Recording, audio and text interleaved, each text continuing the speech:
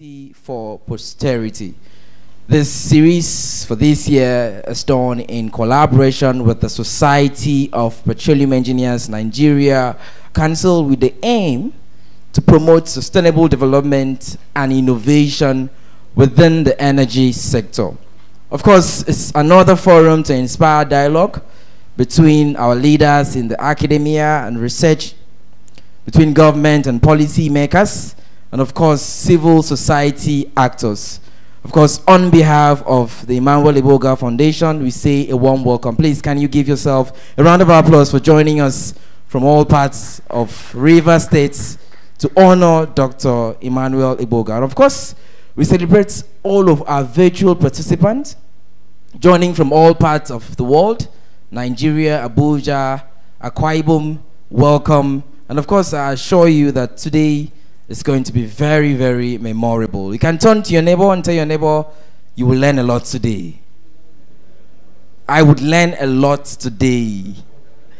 Okay. Your Excellencies, very distinguished guests, ladies and gentlemen, we await the arrival of our chief host, but have been given the permission to continue the event. And of course, we would recognize him once he arrives. At this juncture, Your Excellencies, I'd like to kindly request that we please rise for the national anthem. IT, please.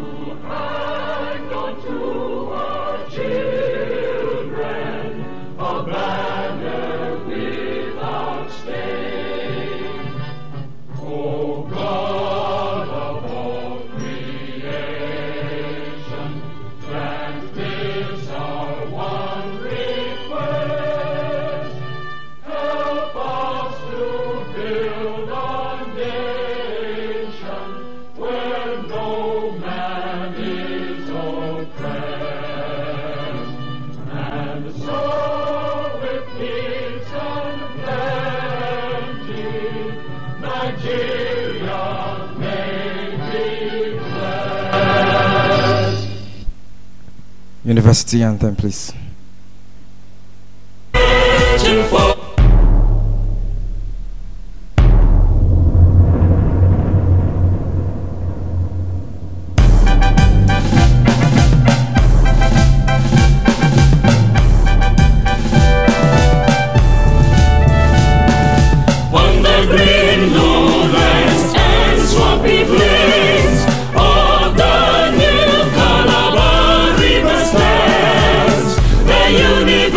University of Port Harcourt.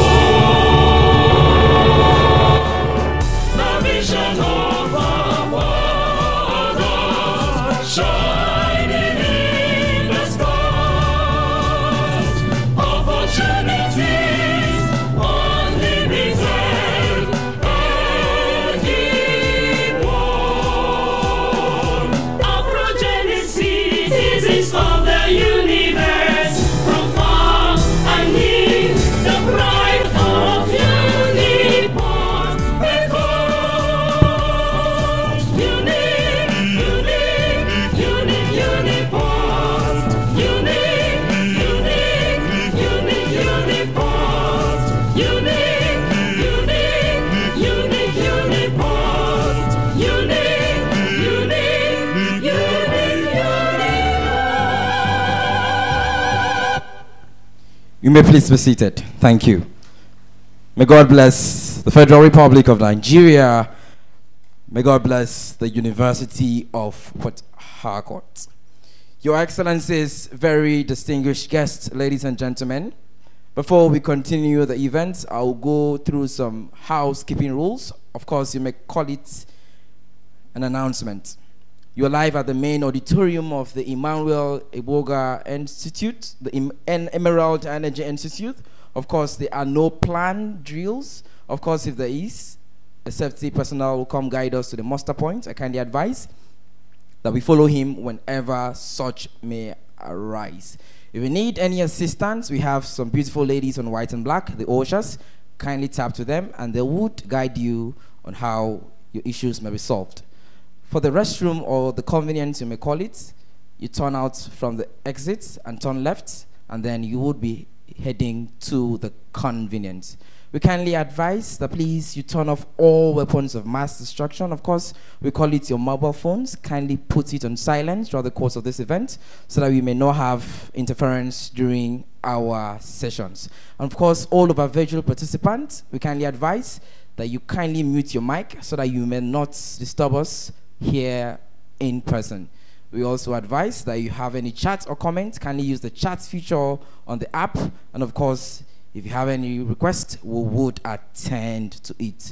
My name is Ofofonono Akman. My pleasure it will be to serve as your master of ceremonies for today. Of course, I'll be assisted by the PRO of this institution. He's going to come anytime from now to welcome our dignitaries from University of Port Harcourt. Speaking of Dr. Sami Penu. Let me continue by introducing our dignitaries. And of course, when I introduce you, we kindly appeal that you wave your hands or you smile so that we may know it's you.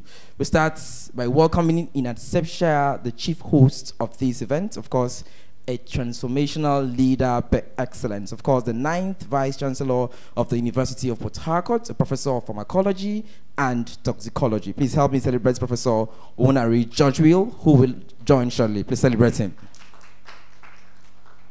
We also welcome the chairman of the 13th EMMANUEL EGBOGAH Legacy Series. Of course, he's one of the few industry leaders who has the ability to see the large picture. Welcome the CEO of Oil Data Energy Group, and of course, the BOT chairman of the Society of Petroleum Engineers Nigeria Council, Mr. Emeka Ene. We celebrate you, sir. Thank you for being part of us today. Welcome our keynote speaker, a man that has demonstrated capacity at several levels. Your Excellencies, he is the managing partner of Tenno Energy Resources Limited. Please help me welcome Dr. Timothy Okon, who flew in from Abuja for this event. We celebrate and welcome the Executive Director of the EMMANUEL EGBOGAH Foundation. I call him a builder of the next generation of young people. Please help me welcome our Executive Director, Professor Wumi Iledare. Please celebrate him. We also welcome another beacon of light, of course, and a personality with a classified modus operandi. I call him that. I believe he's joining us virtually. The chairman of the Society of Petroleum Engineers Nigeria Council, Mr. Salahuddin Tahil. Please celebrate him, joining us virtually. We also have joining us virtually the incoming council chair of SPE Nigeria, Engineer Amina Janmadami. Please celebrate her. Thank you so much, ma'am, for all of what you do for us. We say a warm welcome to the EMMANUEL EGBOGAH Chair in Petroleum Engineering of the University of Port Harcourt, and of course the Vice Chairman, Board of Trustees. Please help me welcome Professor Joseph Ajenka. Celebrate him. Thank you so much, sir, for being part of this legacy series. Of course, we have the mini roundtable panel chairman here with us, the Honorable Commissioner for Petroleum and Mineral Resources of Abia State. Help me welcome Professor Obona Joel. Please celebrate him. Thank you so much, sir, for all you do for us. We also welcome all of the roundtable panelists. We have some of them joining us online, the CEO and founder of 18 Power Limited, Professor Yinka O. Omoregbe. Please celebrate Professor Yinka online. We also have the Executive Commissioner of the Nigerian Upstream Petroleum Regulatory Commission, NUPRC, Dr. Kelechi Ofoegbu, who has joined us online. Please celebrate him, please. We also have another who has joined us online, a partner of Zera Advisory and Consulting Limited, a BOT member of the Society of Petroleum Engineers, Engineer Joseph Nwakwe, joining us online. Please celebrate him, please. I would come back to recognize the sponsors, but before I do that, I would like to welcome Dr. Sami Penu, the PRO from the University of Port Harcourt, to kindly introduce all of our distinguished personalities from the academia who are here. Please help me welcome our PRO, sir. Thank you very much. It is a pleasure to be here today, and I have the honor to respectfully introduce all the professors, directors of centers and institutes that we have in our midst today. Without wasting time, because we need to go ahead, in no particular order, please, I would like to respectfully welcome in our midst today our former acting Vice Chancellor of the University of Port Harcourt, is Scholar par Excellence, Professor Steve Okodudu, in our midst today. Let me very briefly recognize the presence of Professor O. Akaranta, the former coordinator of the World Bank Centers of Excellence at the University of Port Harcourt. Sir, you're welcome. Let me also especially recognize our host. When I mean by host, I'm talking about the director of the EMMANUEL Energy Institute, Professor Boniface Origi, who is here in our midst today. You're welcome, sir. We also like to, at this point in time, recognize the director of IPES, University of Port Harcourt, Professor S.I. Sunday. You're welcome, sir. And I also like to inform us that he is also here with his lieutenant, seated together, Dr. Joseph Abiebimama, Deputy Director. Please. Thank you very much. And I have the honor to inform us that we have the Director of University of Port Harcourt Technology Park, Professor Tobinson Briggs, in our midst today. Thank you very much. And in our midst today, I'd like to respectfully recognize the wife of our former VC, the wife of the 7th Vice Chancellor of the University of Port Harcourt. By standing alone, let me introduce to us a former president of UPWA, University of Port Harcourt, University of Port Harcourt Women Association, Dr. Mrs. Fine Lady Ajenka. You're welcome, sir. I have the honor to inform us that we have the Dean of the Faculty of Law in our midst today. And I'm honored to officially pronounce these words from my man, Professor Edward Bristol Alagberia, in our midst. Thank you very much. Officially, he was pronounced a few days back, and we are rejoicing with him. Thank you, sir. And we also have a statistician in our midst today, Director of Intellectual Property and Technology Transfer Office, IPTO, who has recently received a letter to be transferred to another place, but it's not effective until that date on that letter. So I won't mention that. Professor Mary Pascal Ihundo is in our midst today.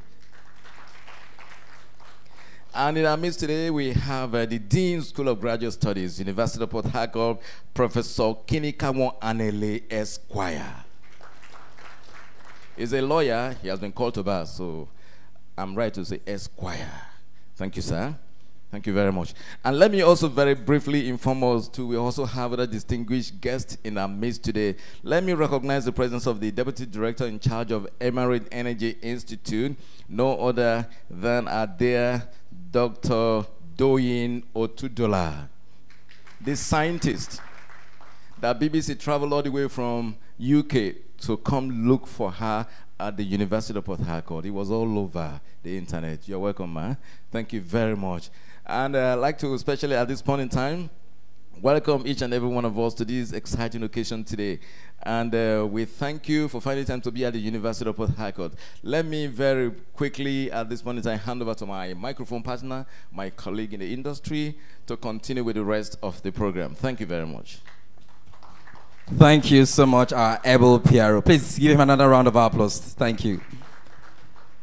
We welcome all of our virtual participants. Of course, the EMMANUEL EGBOGAH family. Speaking of the matriarch of the family, welcome Madam Chirota EMMANUEL EGBOGAH, who's joined us virtually. Please celebrate her. Welcome the Chairman Board of Trustees of the EMMANUEL EGBOGAH Foundation, Dr. Emeka EGBOGAH, of course, who's joined us virtually. We also celebrate the engine room behind the planning of this event, the manager of the EMMANUEL EGBOGAH Foundation, Dr. Susan Fubara. Thank you, and we celebrate you, ma'am. Welcome all members of the Board of Trustees of the EMMANUEL EGBOGAH Foundation, all senior and professional members of the Society of Petroleum Engineers Nigeria Council, every captain of industry. Time will not permit me to recognize you by name. We welcome all staff and students of the University of Port Harcourt. Welcome League of Friends of the EMMANUEL EGBOGAH Foundation, from the industry, from the government, and of course from the academia. Distinguished guests, ladies and gentlemen, once again we say a warm welcome. In the words of Helen Keller, alone we can do so little, together we can do so much. Today we celebrate all of our amazing sponsors and partners who have made this event possible for the past 13 years. Please, all the managing directors and reps from this company, when I just call your company, you can just wave your hands as we say thank you for sponsoring this event. We celebrate all of our managing directors and CEOs from AA Holding Limited. Please celebrate them. The better you celebrate our sponsors, they will sponsor next year. Please celebrate Arado Holdings PLC, Walter Smith Petroman Oil Limited, First Exploration and Petroleum Development Company Limited, New Cross Exploration and Production Limited, New Cross Petroleum Limited, Kenyon International West Africa Company Limited,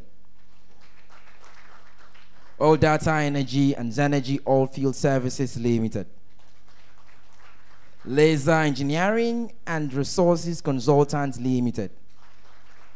We thank Petronet Africa Energy Resources Development Associates Limited. We are grateful to Tenor Energy Resources Limited. We thank Ganco Energy Services Limited.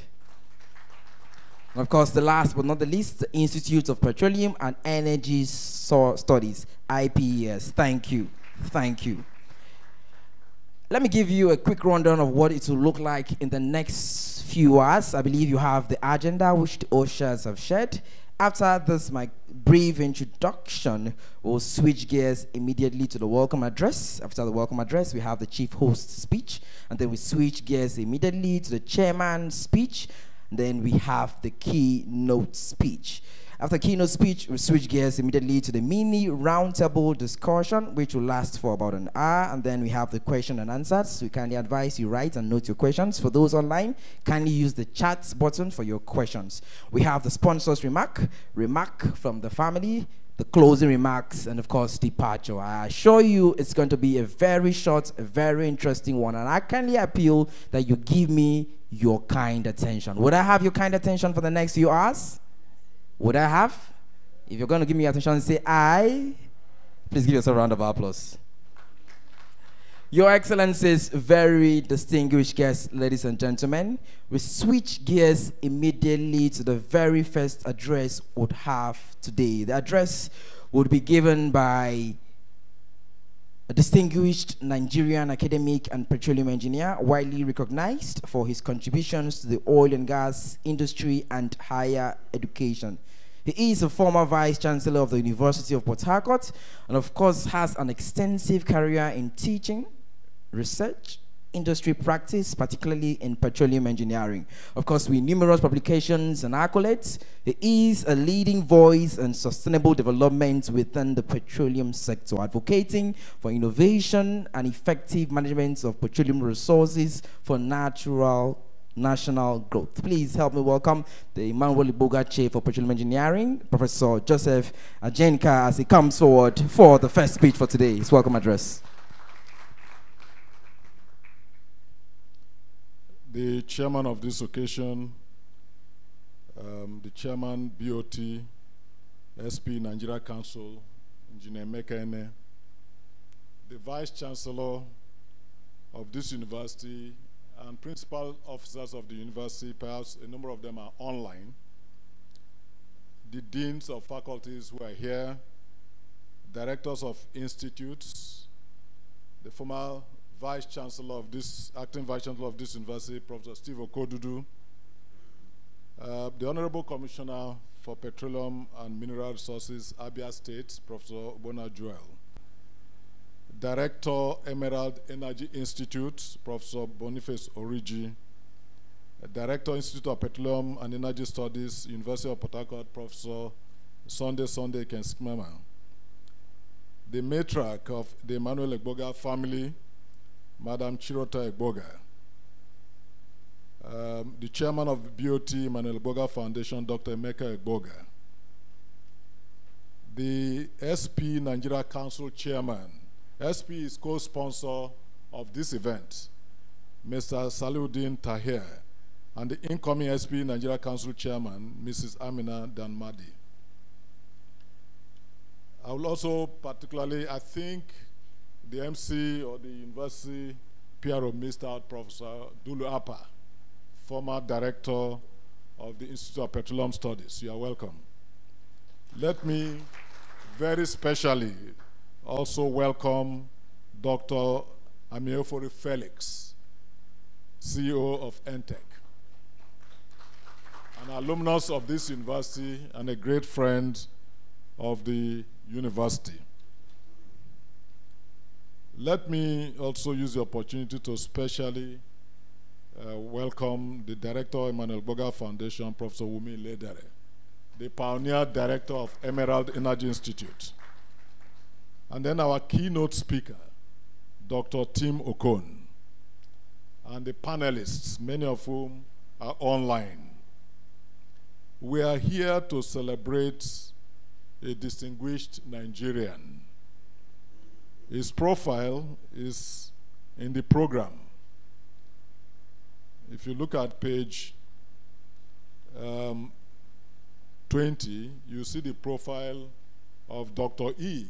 We are gathered here to celebrate. Dr. E was a great friend of this university, a great mentor of many, and a very unique Nigerian. A philanthropist.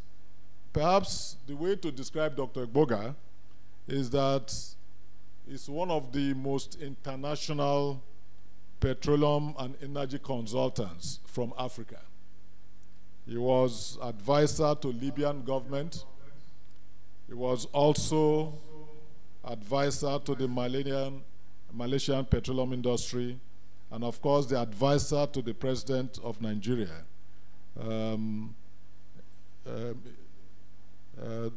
President Umaru Musa Yar'Adua. But not only that, he is a great benefactor of this university. I think we also missed out very important personality here. Let me not forget to do so. Here in our midst is Professor Godwin Chukwu. Many of you may not know this. He was the first petroleum engineering lecturer of this university.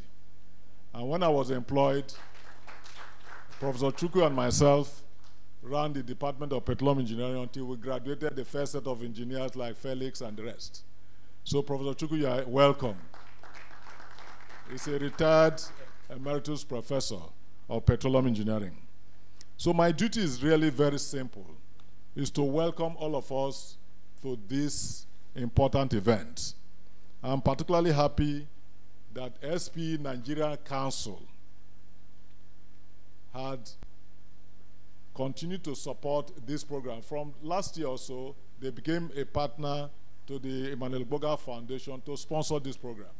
And this year, we're indeed very lucky that the chairman of BOT is himself the chairman of this occasion. We would like to thank all our sponsors and all of you for attending this event. We need to continue to celebrate people like Dr. EGBOGAH so that many of us will learn from his example and contribute our quota to the development of this country. Thank you very much. Having done my duty, I would like to invite Professor Steve Okodudu to take his seat.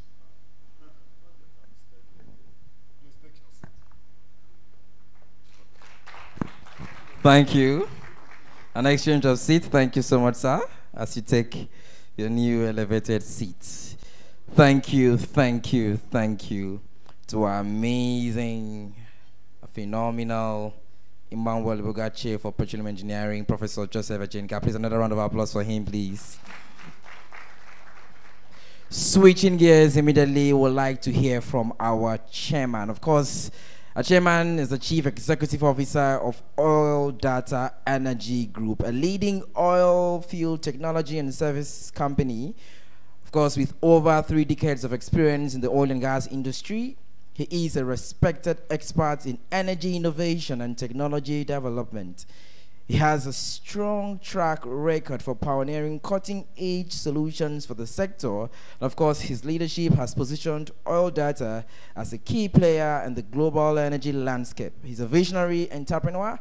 He's passionate about driving technological advancement and promoting sustainable practices in the energy industry. Please, if your hands are not busy, help me welcome our BOT Chairman of SP Nigerian Council, and of course the Chief Executive Officer, Oil Data Energy Group, Mr. Emeka Ene, as he comes for his chairman's speech. Keep clapping for your chairman. Thank you.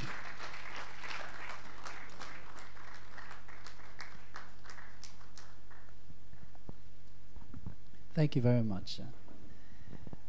All protocols observed. I'd like to, it's really an honor to be here for a variety of reasons.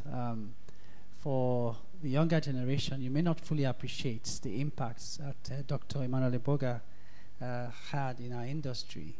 But from a leadership perspective, I would also like to appreciate Professor Ledare for sustaining the effort and the difficulty in moving this forward.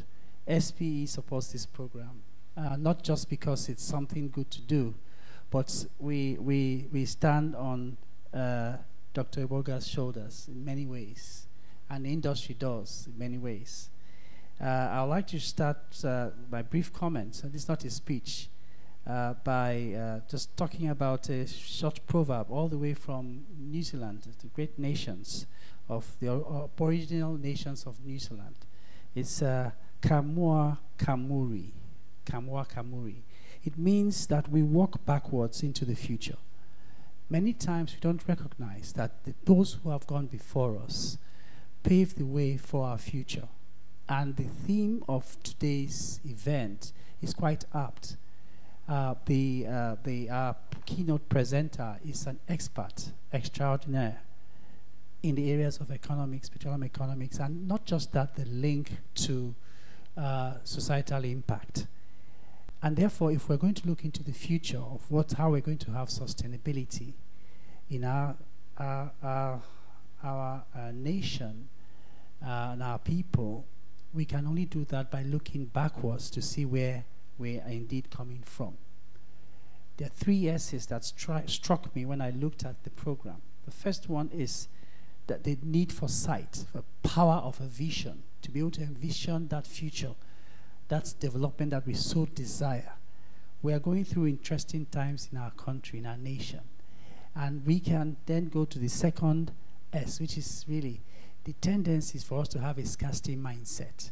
The fact that there's so much in short supply, and therefore we now begin to develop a scarcity mindset. For us to be able to embrace sustainable development, we need to have an abundance mindset. And that leads me to the third one, which is sustainability. That for anything to sustain, we must have resilience. The ability to sustain something is because things are not going to be there on your lap. It's going to require some effort, some struggle, some strife, some difficulties, and pushing through. Therefore, it's important that we look at this proverb from Proverbs 13:11 that says that wealth gained hastily will dwindle, but whoever gathers little by little will increase it. We need to have a framework. We need to have a methodology. We need to have some way to implement things in a systematic and consistent manner. Ladies and gentlemen, it is indeed a pleasure to be here. And I want us to see this as a game-changing moment when we listen to the keynote speaker, to see how we, as individuals, can actually impact that future. Wealth is not money. Wealth is a combination of factors and things that we indeed put together whether it is produced capital, whether it is natural capital, whether it's human capital, financial capital, or social capital. Ultimately, our overall well-being depends on how much we're able to translate that wealth. And the petroleum sector is such a good place, such a good incubator of that wealth. I want to thank you and welcome everybody. And please listen, tighten your seatbelts as Dr. Okon takes us on a ride, on a journey, that we can grasp something that we can implement as individuals to make that change happen. Thank you very much. Thank you so much, our chairman, for the 13th edition and a sponsor for this event as well. Ladies and gentlemen, please celebrate Mr. Emeka. And always simple, always amazing. Now, this is the time we have actually been waiting for, the 13th keynote address. After this keynote address, you have the opportunity to ask questions. So please get your biro pens, get everything you can have, and note your questions because you have the opportunity. To our virtual participants, you also should key into this session. Of course, I don't have that capacity to read his bio. I have been instructed that another amazing, phenomenal professor to be would be doing that. Ladies and gentlemen, please help me welcome, as he gives and reads the bio of a keynote speaker, help me welcome the Deputy Director, Institute of Petroleum and Energy Studies, IPES, Dr. Joseph Amiebi Bama. Please celebrate him. An astute volunteer for the SBE Nigerian Council, always hardworking. We celebrate you, sir, as you read the bio of our keynote speaker, and after which the keynote speaker will do work. Thank you. Good afternoon, everyone. Permit me to stand by the existing protocol. Profile of Dr. Timothy Effiong Okon. Dr. Okon's career spans almost 4 decades in the oil and gas industry. He is regarded as a foremost expert in petroleum economics and holds institutional knowledge of the oil and gas industry. He is a member of Society of Exploration Geophysicists, International Association of Energy Economists, Association of International Petroleum Negotiators, and Nigerian Association of Petroleum Explorationists. Timothy Effiong Okon is a geophysicist, petroleum economist, corporate strategist, and financial consultant. He has a BSc, Hans in Geology / Geophysics from ABU Zaria University, MSc, PhD, and DIC from Imperial College London, an MBA from Texas A&M University, College Station. Dr. Tim Okon started his career in 1978 as a geophysicist / exploration interpretation supervisor and served in various capacities in the ExxonMobil organization in the US, UK, Indonesia, and Angola. He joined NNPC as a group general manager, corporate strategy in June 2007, and subsequently rose to the position of acting group executive director, exploration and production, where he led the commercial group in NNPC to evaluate all significant projects in the JVs and PSAs. From 2015 to 2019, he served as a special technical advisor on fiscals to the Minister of State of Petroleum Resources. Currently, Timothy serves as a managing partner of Tenor Energy Resources and Energy Learning Solutions, EALS, an oil and gas consulting firm and training publishing firm, respectively, in the Federal Capital Territory, FTT. Tenor Energy Resources specializes in providing nuanced consulting services, and EAL specializes in providing training services across the oil and gas value chain. Please let's welcome the keynote speaker to give us the keynote address. Thank you very much.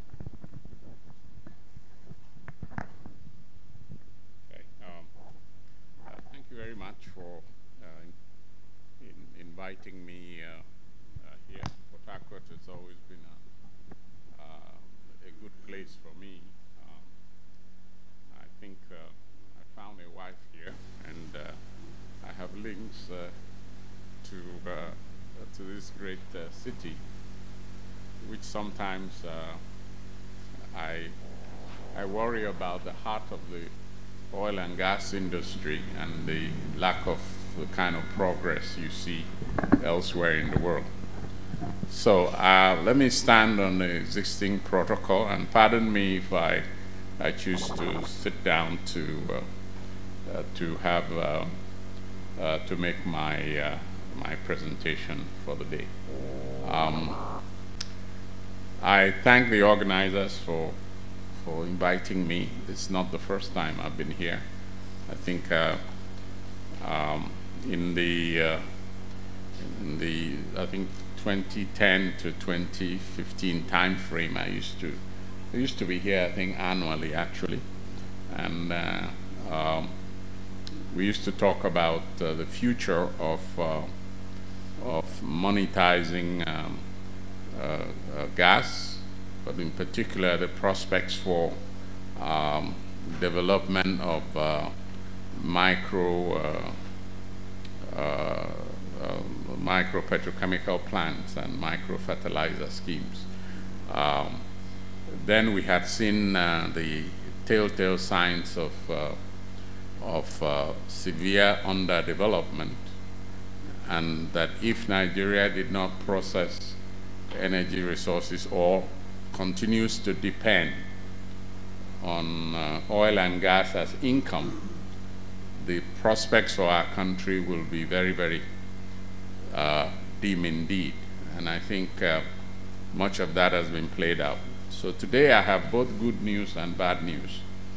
The purpose of the bad news is to actually energize us, to enable the beginning of not so much a new thinking, but walking the talk. Because last week I was in a session at one of the independent institutions set up under the PIA, and I say you cannot go to a field lush with fertile land and then you declare to the field, we must grow tomatoes, but you don't plant. It will be a futile exercise, and that is what Nigeria does to itself.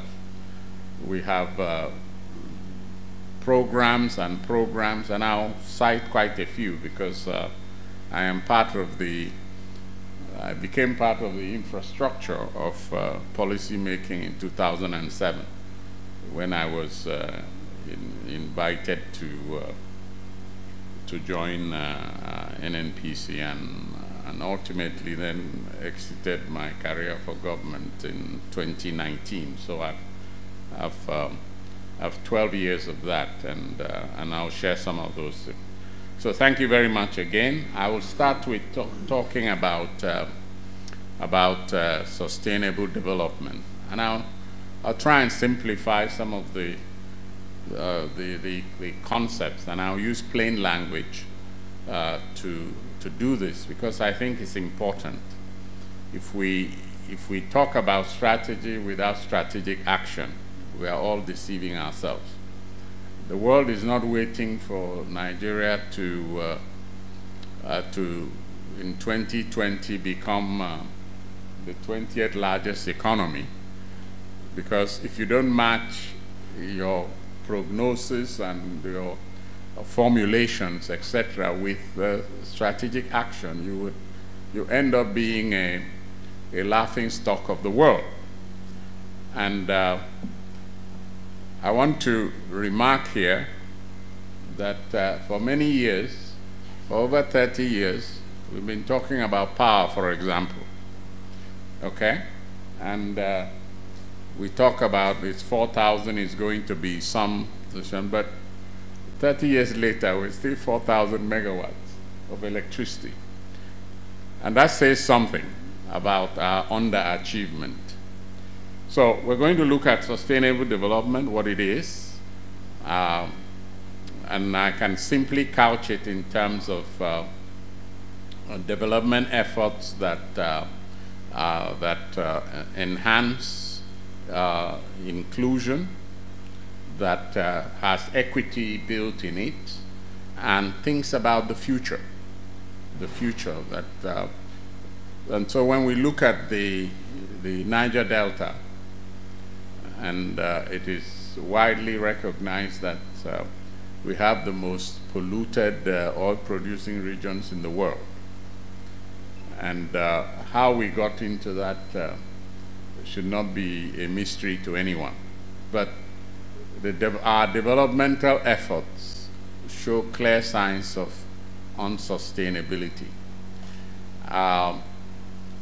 Because my background is in geology, the Unitarianism principle, the past is the key to the future. And that is what I think my good friend just summarized about what they say in Iceland, that to go into the future, you must walk backwards. And I think that is important. It is important for what we are going to share today. So the structure of my presentation, first we do sustainable development, a few key points, some principles. And the second section would actually deal with petroleum wealth and poverty. Petroleum wealth and poverty. And then I'll move on to talking about the theories of economic development. I think it's important to share that so you know how we got it wrong. And then when we are done with that, we begin to focus on what are the frameworks that are available for us to begin to reorientate ourselves in terms of leaving the talking and beginning the doing part of strategy, which is strategic action, and some measure of consistency. We will make some comparisons with different jurisdictions, and I will end by talking about the role that leadership plays in all of this. We can have excellent frameworks, but without leadership, credible, okay, courageous, okay, leadership that has character and commitment. Without those, we will not reach any of these targets. I think the current target now is that we want to build a $1 trillion economy. And so we take a snapshot of what actually a $1 trillion economy looks like. Okay, so sustainable development, it's the principles, which of course shows here achieving sustainable, a sustainable economy, not an economy that consistency is marked by either shortages or the problems, both structural and other types of issues, which we will actually consider as we go through this. Then there is the issue of governance. Sustainability. Governance is a key part of sustainability, which includes things like the inclusiveness and the well-being of society. We are a primitive country. I think Professor Ledari and I think Professor Jenkar, myself, we have discussed this. We are. Because when on Christmas Eve, you have 200 people that are killed, dead. And it hardly makes, you know, there is no outpouring of national grief. Then there is something wrong somewhere. There is a kind of numbness that has overtaken us. And so that's, you know, and a nation cannot sustain itself. You cannot be a sustainable entity when these things happen and they go unchecked. They repeat themselves, and you you see all kinds of videos that are sent. But sustainability ensures a strong, healthy, and just society. So we must not remove sustainability from the a healthy, a strong, and a just society. That's very important. Of course, we have the sustainability goals, the goals that, you know, if you are familiar with the MDG before it became SDG, Nigeria failed the MDG goals spectacularly.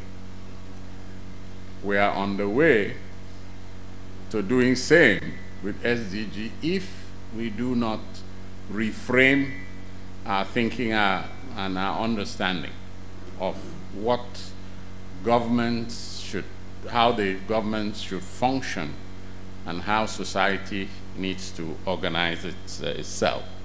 So we look at, in the context of society, the context of the economy, and of course, the environment.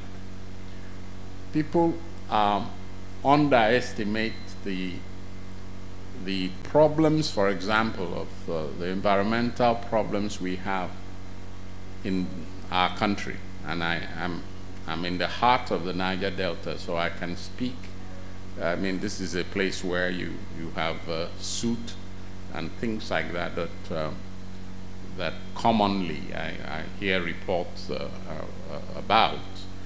And so we have an environmental challenge that for many of us who actually know how toxic petroleum is, okay, that much of the Niger Delta, if you are not careful, will not be able to sustain life. I repeat myself because I'm here in a city that knows what happens with all the soot that is in the air, etc.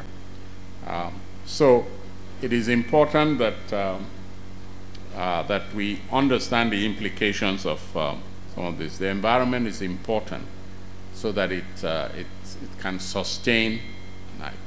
And in this context, I was also I know nothing was mentioned about my PIB and PIA involvement, but I was involved in that process from 2006 to 2021. So I have 15 years working on that particular project.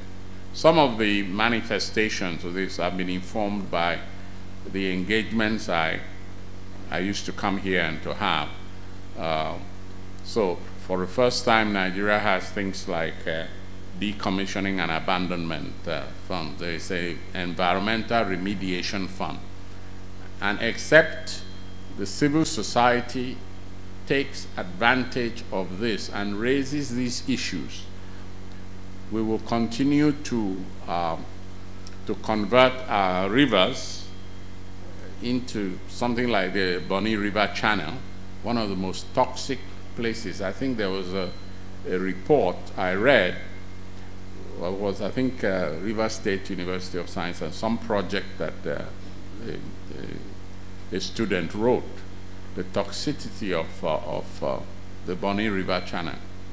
I even wrote a poem about it. It's horrific, but that is the environment that we are living. Sustainability also has to do with, of course, we talk about the future, but the future is occupied by those who are likely to be not ourselves, but it now becomes a legacy issue. What have you left behind for the new generation or generations unborn? Okay, so why is petroleum that important, and how can petroleum affect these goals, or how can petroleum impact? Well, in 2015, when the oil price collapsed, I saw this this picture about the importance of petroleum. Of all the commodities in the world, and at that time, 2015, the price of oil had been down. So of all the tradable commodities, okay, all the gold, the silver, the iron ore, the bauxite, you name it, the entire value of those traded does not cover what petroleum cover. In other words, the revenues that come from petroleum, even though the price was about $30 a barrel, was much more than all of those commodities combined. So petroleum affects the way in which we think, and the economic impact when introduced, especially in an underdeveloped economy, that impact is huge. Probably, I don't know how many older people are here, but certainly the professors who are here remember the famous Gaon statement about, that's right, that that oil was, the problem we had with oil was how to spend the money, okay? That influences certain mindsets, and it creates a culture of irresponsible utilization of resources that ought to be managed. And that is the root of what is referred to as the resource curse, which incidentally, we would expect that that concept came into being when the economy, when the Dutch economy, Holland, when the Groningen field was discovered in the 50s, okay? And as a result of that discovery, it found quite a lot of distortions in the Dutch economy, and the Dutch disease was born at that time. Well, Holland took drastic steps. It limited the production of the Groningen gas. So the Groningen is still producing today. But I didn't want to embarrass people. I wanted to show you a picture of Groningen as a gas field where you have cattle roaming about, etc., and a typical oil installation or gas installation in Nigeria. It's the same company. I mean, Groningen is run by Shell and in a joint venture with ExxonMobil. Okay, they have a 50-50 partnership. But of course, you can't compare Groningen, how it is run, with how the business of oil and gas here is run. It's completely different. So, the importance of petroleum cannot be understated. It has a huge impact. It affects economies to such an extent that it creates economic distortions. And those distortions is what leads to poverty. So I'm going to talk about resource wealth and poverty. Well, there is extensive work that has been done with respect to yes, that has been done with respect to this. Most of it actually began in the 60s, 1960s, and has the 2011 or 2001 actually work by Gilferson. People don't sometimes recognize that the techniques of managing a depleting resource, whether it is fish or oil, is essentially the same. Because they are not renewable, etc., they are basically depletion models. And much of the science of petroleum economic depletion, etc., originates from some of the work that was done in Iceland about fisheries and so on and so forth. It's interesting because in 1970, Iceland and Britain went to war over fishing. So I would remark that the absence of any interest by most of the littoral states about fishing amazes me. I once handed to a governor of one of those states a blueprint. It wasn't about oil, it was simply about what to do with fish. And I don't think he read anything about it. But this is, because I come from the Niger Delta. I come from a Niger, in fact, I come in one of those littoral communities. So I know what it means to have Ukrainian or Russian fishing trawlers coming to deplete fishing stocks. And all our leaders are watching like frightened fishermen. Okay? So, but there is nothing, there is no concerted effort to make fisheries. And this is part of the framework we're going to talk about, is when we create a structure that is overwhelmingly centralizing. The people who sit in Abuja don't understand what you're talking about, fishing and things like that. That's not national priority. But at least the states that are littoral states must consider it a priority. Okay? So, in any case, but this is about how development becomes unsustainable when you have enormous injection of resources into the economy. And without going too much into this, there is a series of research work that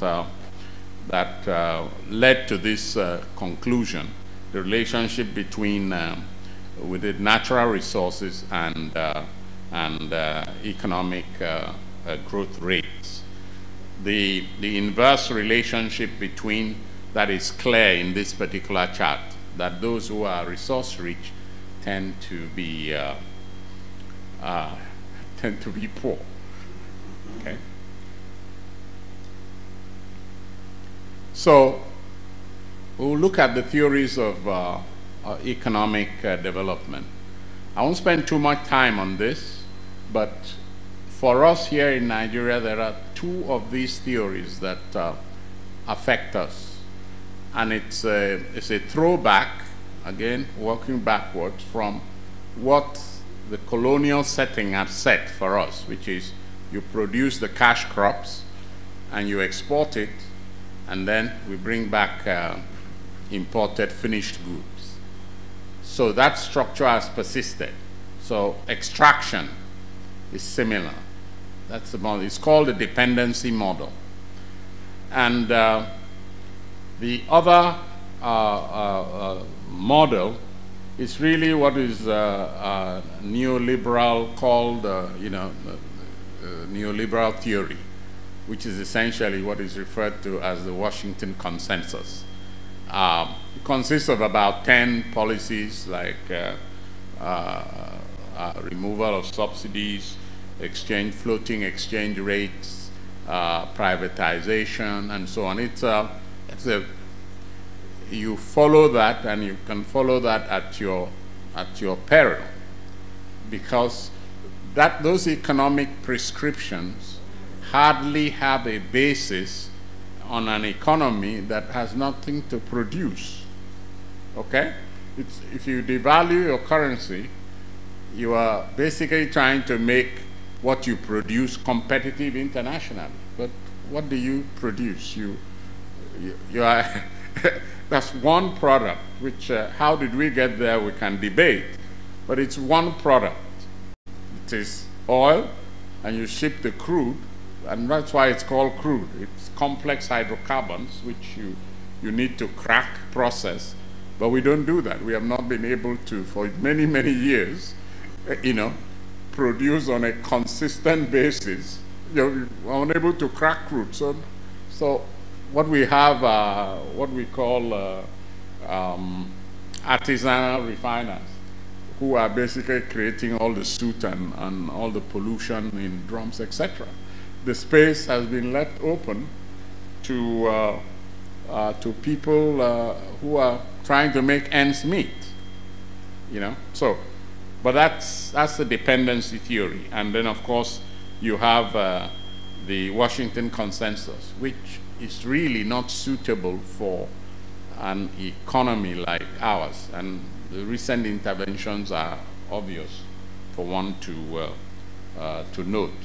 Then, of course, you have the mercantilist theory, which is really what the Asian tigers have adopted and China has adopted. I'll visit that some more because it is quite important.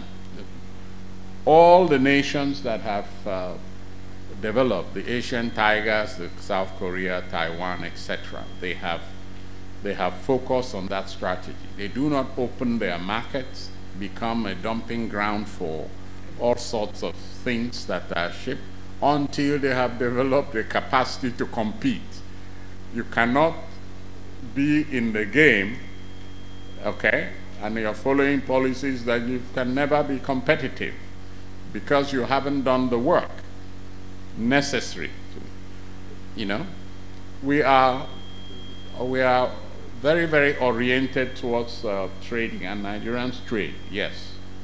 But essentially, we tend to go to China, bring in all kinds of goods, and we loathe manufacturing it. And rightly, people will complain that we have too many obstacles to manufacturing, the manufacturing sector. But if you have national will, then you need to focus on growing what you eat, yeah, processing. I grew up in Kefi in the north, and groundnuts were either, when it's the season, they were either cooked, they were either baked or fried, etc., and peanut butter was created, yes, and we all ate those peanut butter, but we never managed to migrate from seasonal groundnut, okay, to one in which is packaged.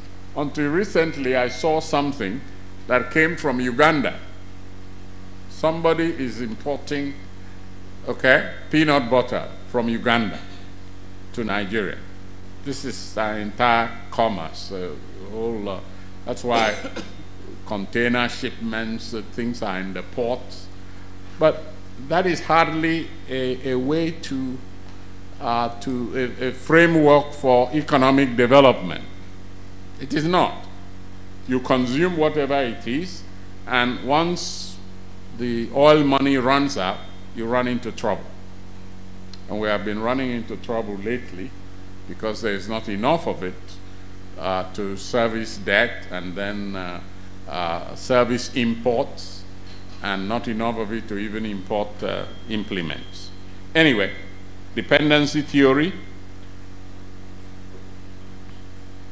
and of course the neoliberal one, which of course is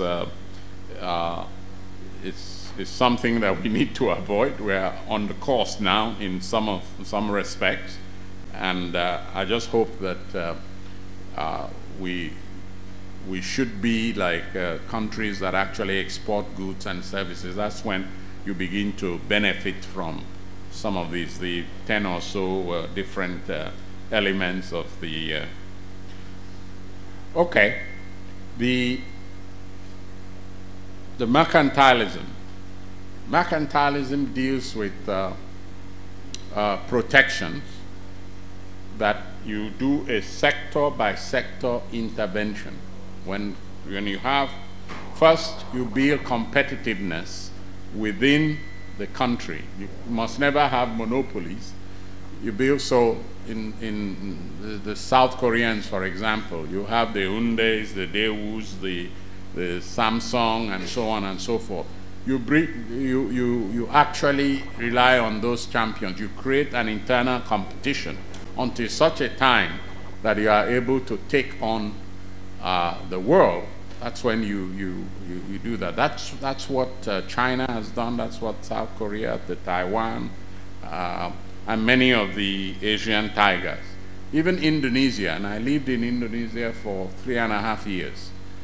And you could see the American Express card used to have a furniture that they would sell for like $7.99 or something like that.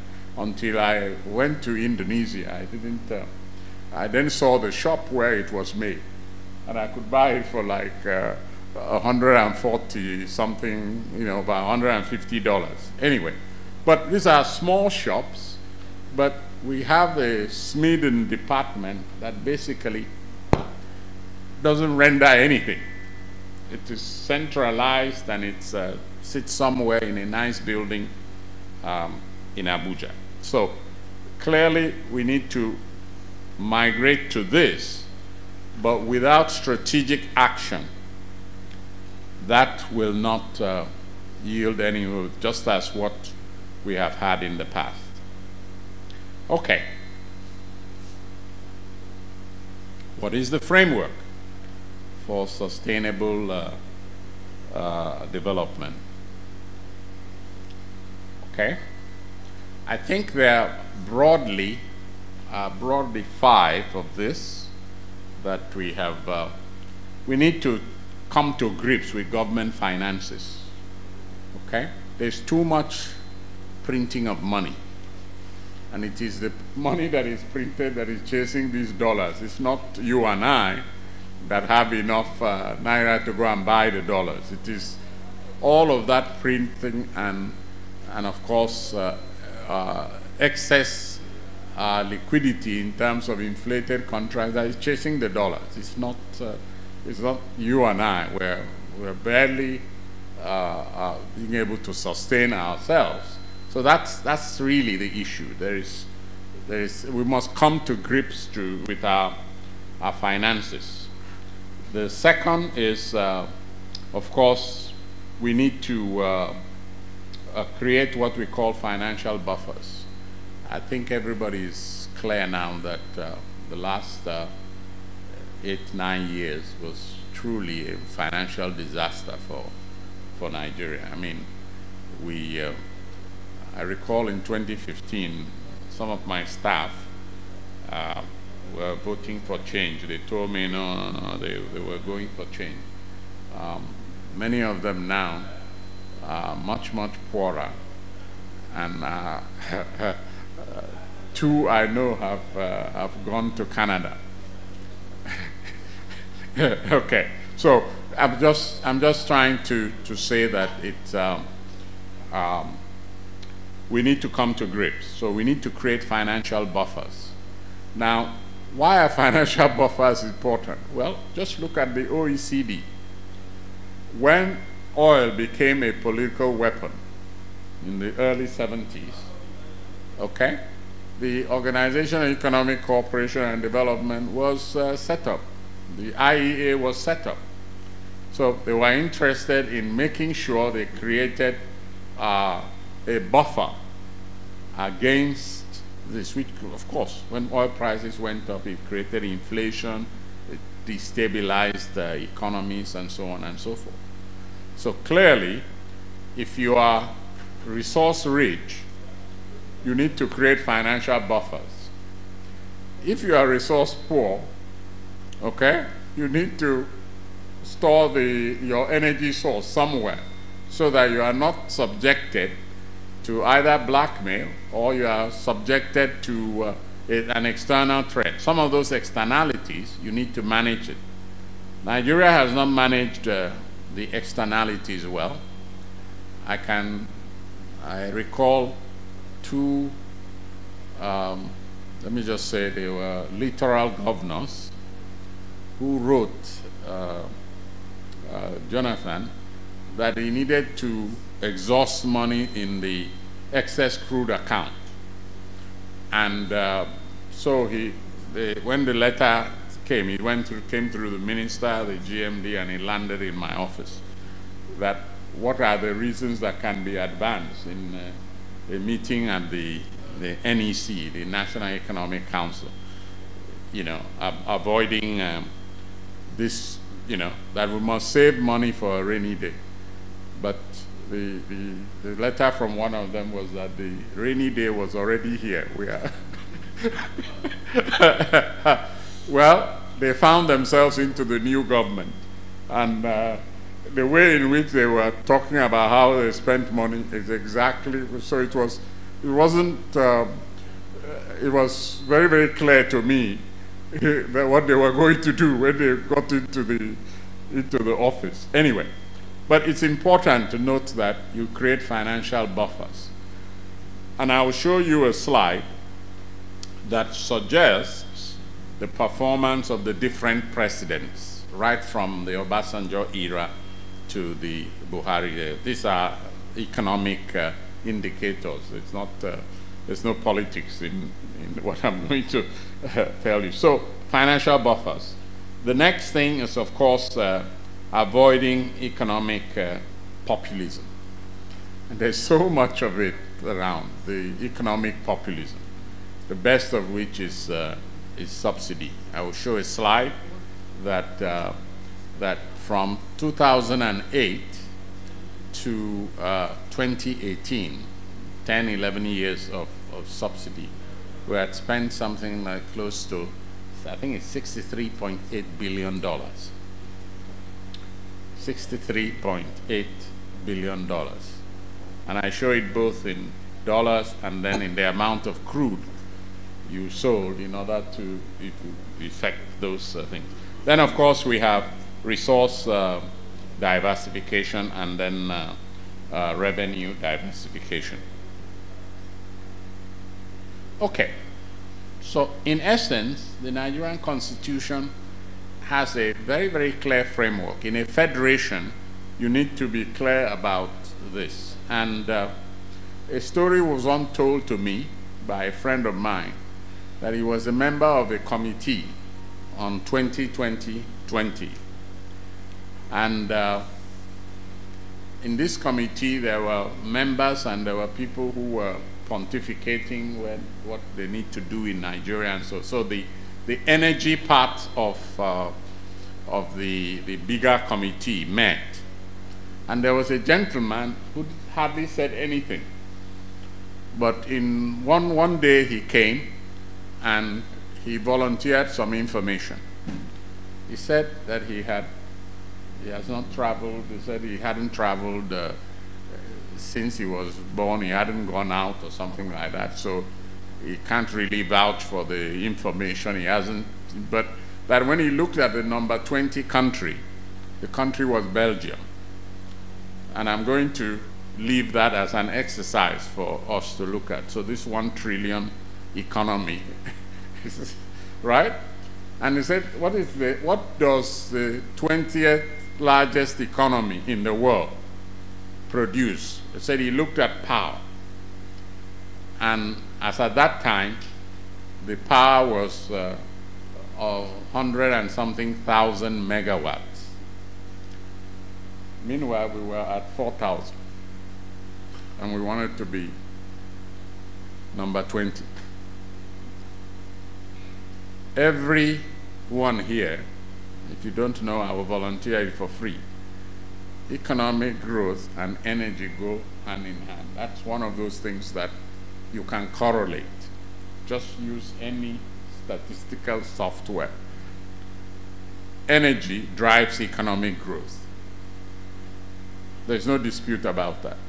So if you are producing 4,000 megawatts, you say you want to be the 20th largest economy, and the 20th largest economy is doing 100,000 megawatts. Plus, I think it's 120 at that time. So that's a story that was told to me, and I said, wow.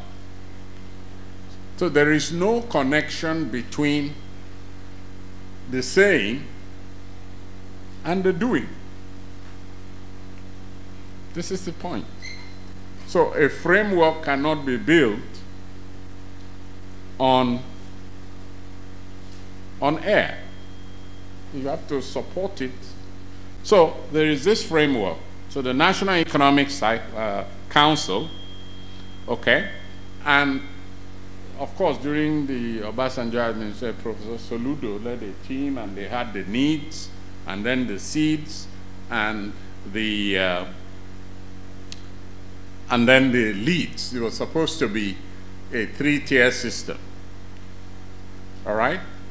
But everything we have done ever since have undermined that fundamental, that there must be a connection, whether you prefer the top-down or the bottom-up approach, that those things are built from the bottom and they come to the top, or it is a top-down up, you know, but there has to be that connection. So our framework must be that when the National Economic Council is meeting, it is serviced by a secretariat that has credible people who can talk to these issues.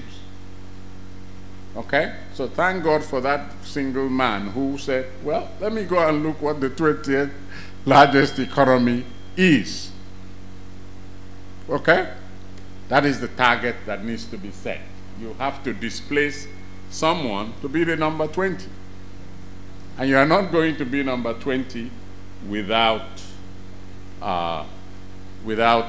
displacing. And nobody is sitting down and waiting for Nigeria. Okay? They are not sitting down and waiting for it. Right? So we need to have this clear understanding that all those things I mentioned, whether it is coming to grips with finances, creating fiscal buffers or financial buffers, avoiding economic populism, resource diversification, or revenue diversification, as the case may be, we need to fit into this framework. So what the local government does ought to be in tandem. Probably you've heard countries, I think Lula of Brazil popularized it, and economist De Soto, the Peruvian. They all popularized this problem about this, you know, these issues around at the local level, enhancing ownership of land, and then also one factory, one district. That's all of those concepts. They are developmental concepts. But you can, there are places where in 8 years of governance, not one culvert has been built. I can say so because in my local government, not one culvert has been built. It's a literal local government, okay? It has a crude oil terminal, right? Mm-hmm. In fact, I need to conclude. I've just started discussing the topic. It says I need to conclude. Okay, so I'm just saying those are critical elements in this. Without the framework is there, the constitutional framework is there, but how we select people to go in there and what they do with it should be of concern to all of us. Okay? Now, clearly these are the elements that we want to see. Okay? The factors of economic development and what they should ultimately be driving. Okay? So from just factor-driven economy to, of course, investment-driven and innovation. Our young people are talented. I think today I just saw someone who's very savvy about IT and so on and so forth. You can sit here and do so many things, but we need to steward it. I met Professor Jerry Garner, and he said that this the cell phone revolution, how Obasanjo had sent him to South Africa, and he wanted MTN to come and invest. And MTN said, well, we hear a lot about things and so on, we might not, but eventually they did. Okay? Look at that sector of the economy is the fastest growing. Why? In 2007, it was about 1% of the economy. Today, it's about 7%. That's grown 7 times. So if we are thinking of a 1 trillion economy, you have the benefit of not having to wait till all the landlines are fixed. You can short-circuit it. There are all kinds of strategies to do that. Okay, a single point focus I have discussed. The interrelationships between finance and treasury and fiscal policy, monetary policy, CBN, trade policy, and so on and so forth, and investment and trade. Okay, well, a country that has done very well famously with this is China with its external trade. All right, the number 2, fiscal deficits. Well, this graph actually points out where Nigeria is with regards to the Sovereign Wealth Fund. Much of the Gilverson work I referred to said you must have you must have some kind of a fiscal means to intervene when prices, commodity prices, well, we were never prepared. So by the time Jonathan's pleading were completely ignored and everybody went away with the money in the excess crude account, when the oil price now hit bottom, there was disaster. Okay? Economic populism. This is the graph I was talking about, 2006 to 2018. The fact that we had, we had squandered 63.8, I believe, US dollars for subsidies. And the sad thing about subsidies is like lighting a match on a bundle of dollars, because you can't, nobody can see what it bought, right? Because it all went to the exhaust.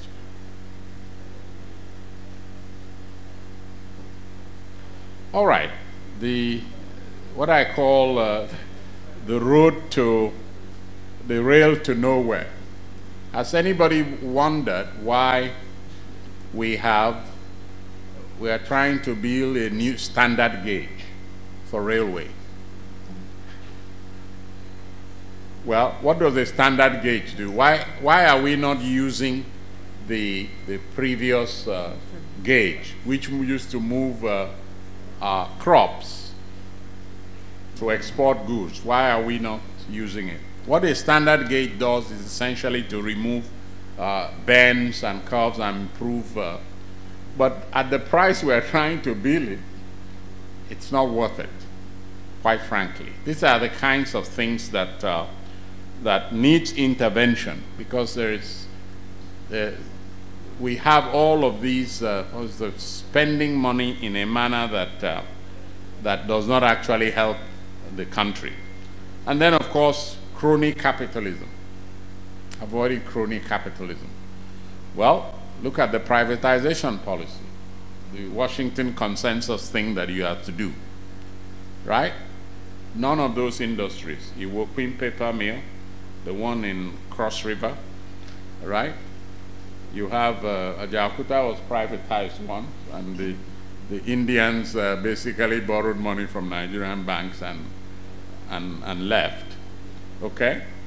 VOM, just a milk factory that was privatized, no longer working. How difficult is it to produce milk? So all of these things that have been privatized, except one I can count for because I have a long list of them, which is the Indorama petrochemical plant, even the Notori plant that was privatized. That's what we call crony capitalism. It ends up that resource is asset stripped. I know that of Calabar very well because I had a friend who was working there. They're no longer working there. The generators, the equipment were basically stripped. That is not how privatization ought to be conducted. Well, resource diversification, not depending on one resource. I have an additional 10 minutes. All right. Well, energy should not be solely, has to be oil-based, etc. Obviously, we are in the era of how you can have sustainable development, etc. So if you look at the solar map of Nigeria, but what is important here is that there is no one solution to energy, and I think we need to understand that. I gave a paper at the 90 conference, and I mentioned this, that we cannot afford as a country to subsidize a particular energy preference. They should be able to compete. And the beneficiaries of any of those energy sources would actually emerge, whether they are winners or they will be losers. The country cannot afford to create a basis for which certain energy sources are preferred. Yes, I know the people who are angling for renewable energy, good luck to them, but it has to compete financially. The solution for Nigeria is simple. Renewable energy, solar maybe in the north, hydro where we have the river system in the middle belt, because that's where most of the, if you look at the 1959 plan, this was what was recommended, and if we had implemented it faithfully, we shouldn't have been a problem. Mambila, for example, was supposed to be 4 cascading dams. Since 1982, it hasn't been built. It is, today you hear one scandal, another scandal, and so on. It's just an endless one. And of course, thermal power in the south where you have gas.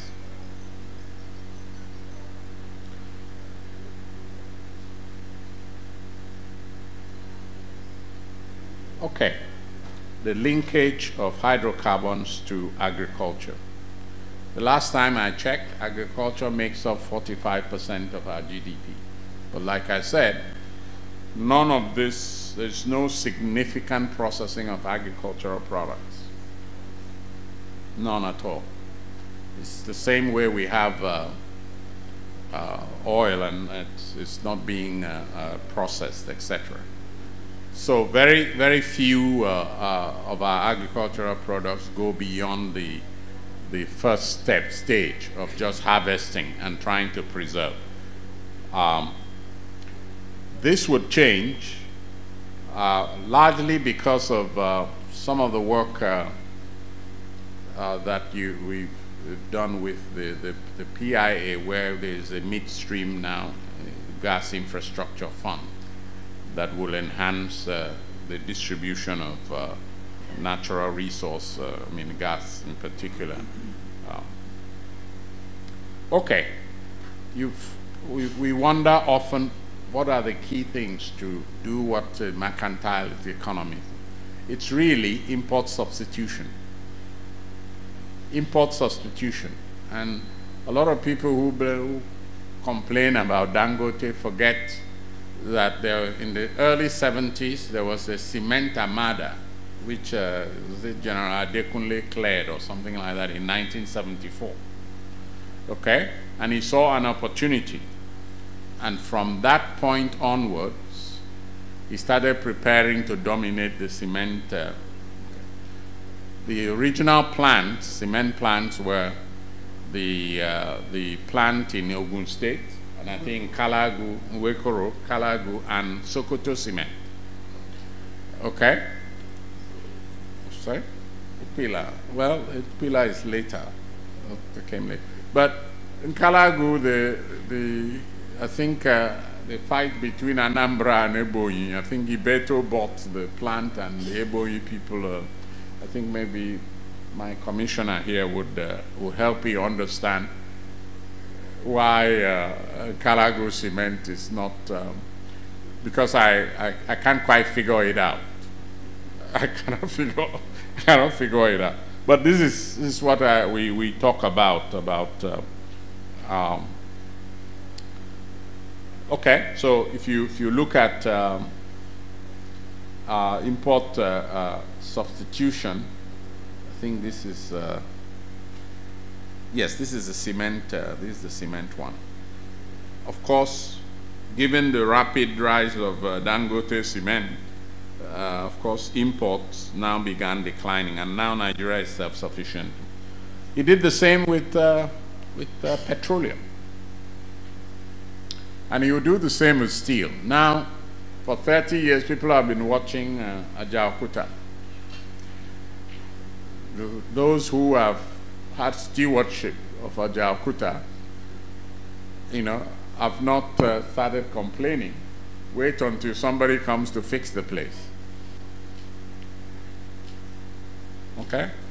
But the key to getting out of this is using natural resources, okay, to develop, rather than selling natural resources for little or nothing. The value of bauxite is only 12% of the value of aluminum. The biggest value is in processing. So if you take the price of bauxite, the price of aluminum by the time it's processed, the same thing with crude oil. The same thing in crude oil. It might not be in the same proportion. Okay, I'm being asked to, but these are the key things that, even the way in which the revenue allocation, how we share money. We invest very little in education. So 4%, if you look at what is called the horizontal formula for states, only 4% is granted education, and health, 3%. But those are the things that create the entrepreneurs of the first. You have to have people who are well educated and they have good health, reasonable health, and so on. But it's all skewed in favor of things like, I think landmass is only 10%, in favor of population and equality. All right, well, we've had the resolution of the issue of local government funding, so I think local governments would, but as I was preparing this, I was minded that there was an executive order, Order 10, which many of the states ignored until the Supreme Court now ruled that you can't, that the accounts must be kept separate.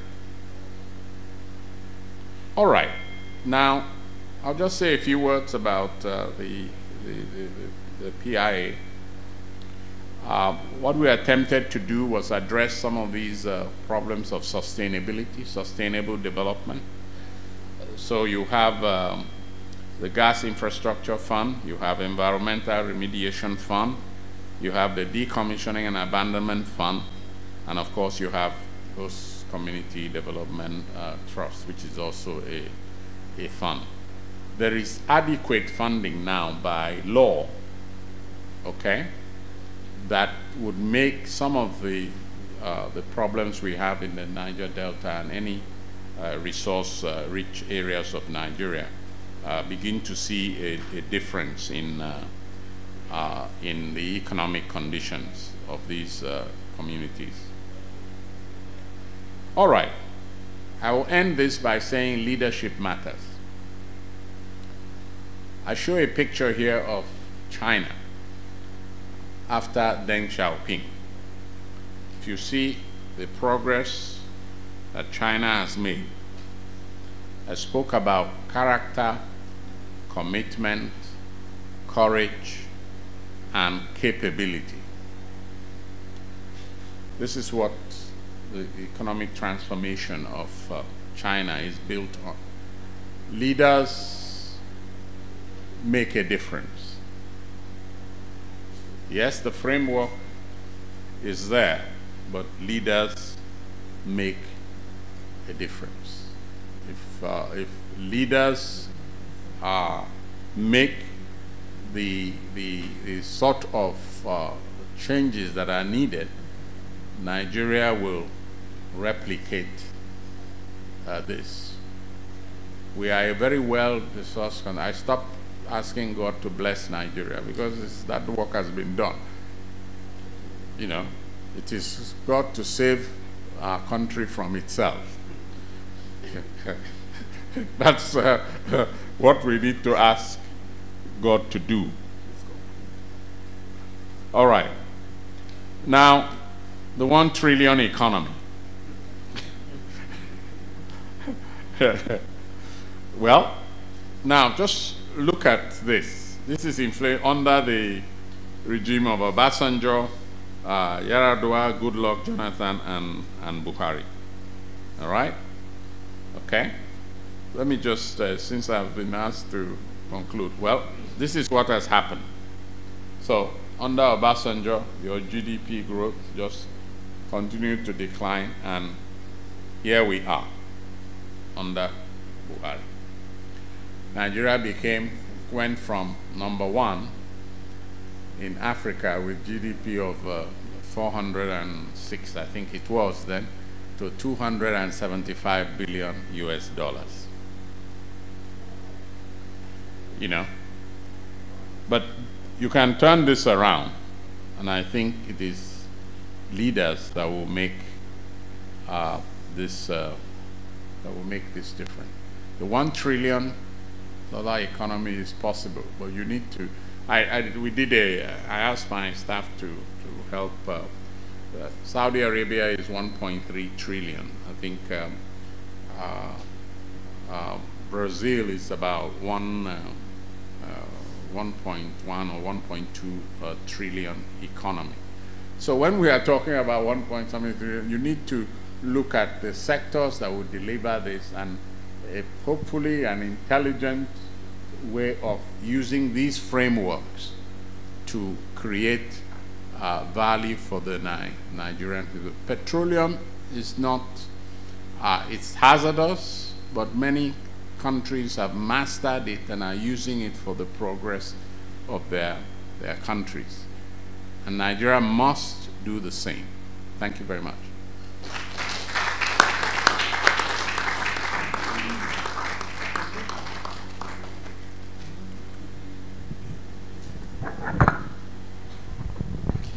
Thank you, Dr. Timo Kun, for that 1-hour lecture. Please, can we give another round of applause, please? I know some of our virtual participants and all of us here would like to have a copy of the slide and the presentation. Kindly visit the website, www.EMMANUEL and within the week, and you would have access to this recording and, of course, his presentation slide. Once again, can we celebrate him, please? Thank you so much, sir, for your wealth of knowledge.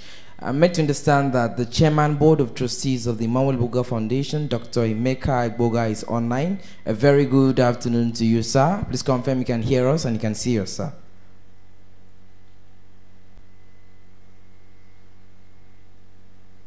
Dr. EMMANUEL EGBOGAH, I'm meant to understand he's joined. Probably he could give us a very brief remark, then we continue with the order of the day. Distinguished guests, ladies and gentlemen, I kindly like to tell you that rain is falling outside, so we can always sleep here and enjoy ourselves here because it's rainy outside, right? Okay, thank you. If you're going to stay with me because it's raining outside, say aye. The eyes have it. The nose, you can't go anywhere. Thank you. Your Excellencies, Dr. EMMANUEL EGBOGAH, he's left. Okay, he's not responded. Okay, probably he is. Okay, distinguished guests, ladies and gentlemen, we are supposed to have a music interlude, but please, I beg your indulgence, let's just have the roundtable discussion, which is to last for 30 minutes, and after that, we'll have the musical interlude. At this juncture, I would like to welcome the panel chairman. The panel chairman's work is to moderate this session and then bring the other three panelists to join him. They are actually joined virtually. Of course, our chairman is the Commissioner for Petroleum and Mineral Resources for Abia State. Of course, he's a seasoned expert in the oil and gas sector with a robust background in academia and resource management. As a professor, he has contributed extensively to research and education, particularly in the field of petroleum resources. Now serving as a key governmental role, he is dedicated to promoting responsible resource extraction and fostering sustainable development in Abia State. As a panel chairman, he brings a wealth of knowledge, leadership experience, and commitments to advancing Nigeria's petroleum industry. Please help me welcome the Honorable Commissioner for Petroleum Resources of Abia State, who is our chairman for the roundtable discussion. So please, 30 minutes. Thank you very much. I think it's only, I'm standing on the existing protocol. I think the keynote speaker has said all we wanted to say. But before I say anything, let me bring greetings from His Excellency, Dr. Alex Oti, who is our own. And if you have been listening to the news, he has made a mark, and we need to take pride in that. I'm glad to be here. Essentially, the man we are gathered together to celebrate his legacy is a man who saw the future. If you ask me what is sustainability, I would say securing the future. Dr. EGBOGAH saw the future, devoted his life to secure the future of the profession in petroleum engineering, the associated with. Today, he's not alive physically, but you can see in the petroleum industry, he's alive. In terms of oil and gas, he's alive. And for me, what I call what he has done is eternal investment. Something that lives while you are not alive. And it's a challenge to me and yourself.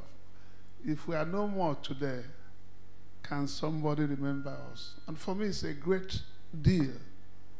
And I want to thank Professor Jane and Eladera and the family and friends who is keeping this dream alive.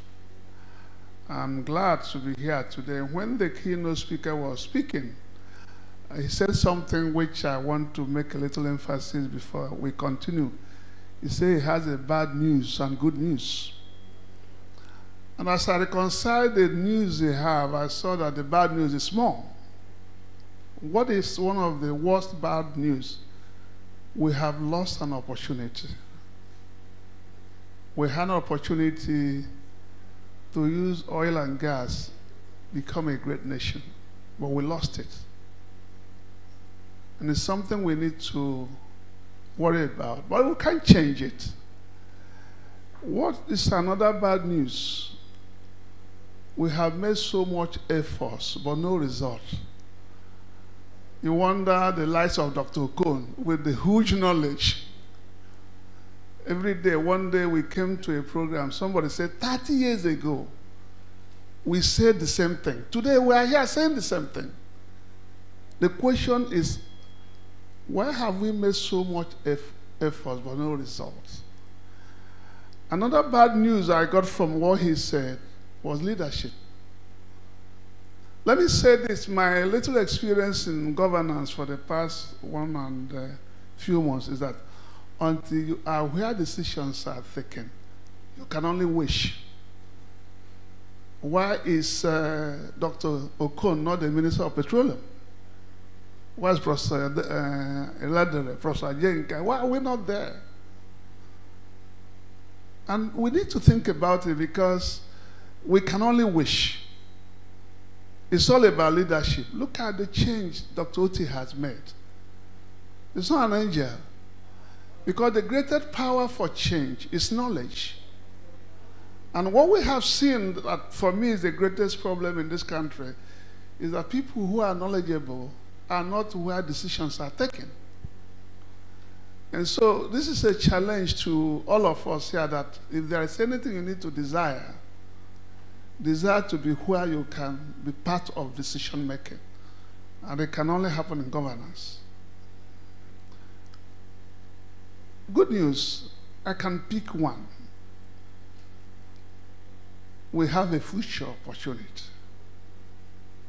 A future that is untapped. A future that we have not mesmerized. A future that calls for innovation. But what do we see? I think that's one of the things I struggled when I came to the university from the industry. This is not how it's been done. This is not our culture.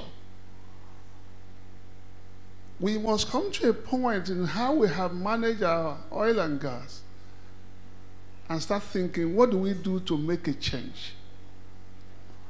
He alluded to that. Why we have problem is that we have been dealing with crude, and anything crude has little or limited value. Crude oil could only add value and wealth when the molecules are broken and converted. Why don't we insist that when people come to invest in the upstream, they must make a commitment to invest in the full value chain? Just to give you a few hints of what Abia State has done in the few months, Abia State is partnering with Petram to float an oil industry. We found out that since 1960, 100 wells are capped, unappraised. And we are looking for gas to run geometric. We are looking for gas for refineries. We just established the SPV to start oil and gas co-owned by Abia State. Why our states, who are oil producers, have not thought about it? By the way, it's been said all over that it's only Africans that can develop Africa.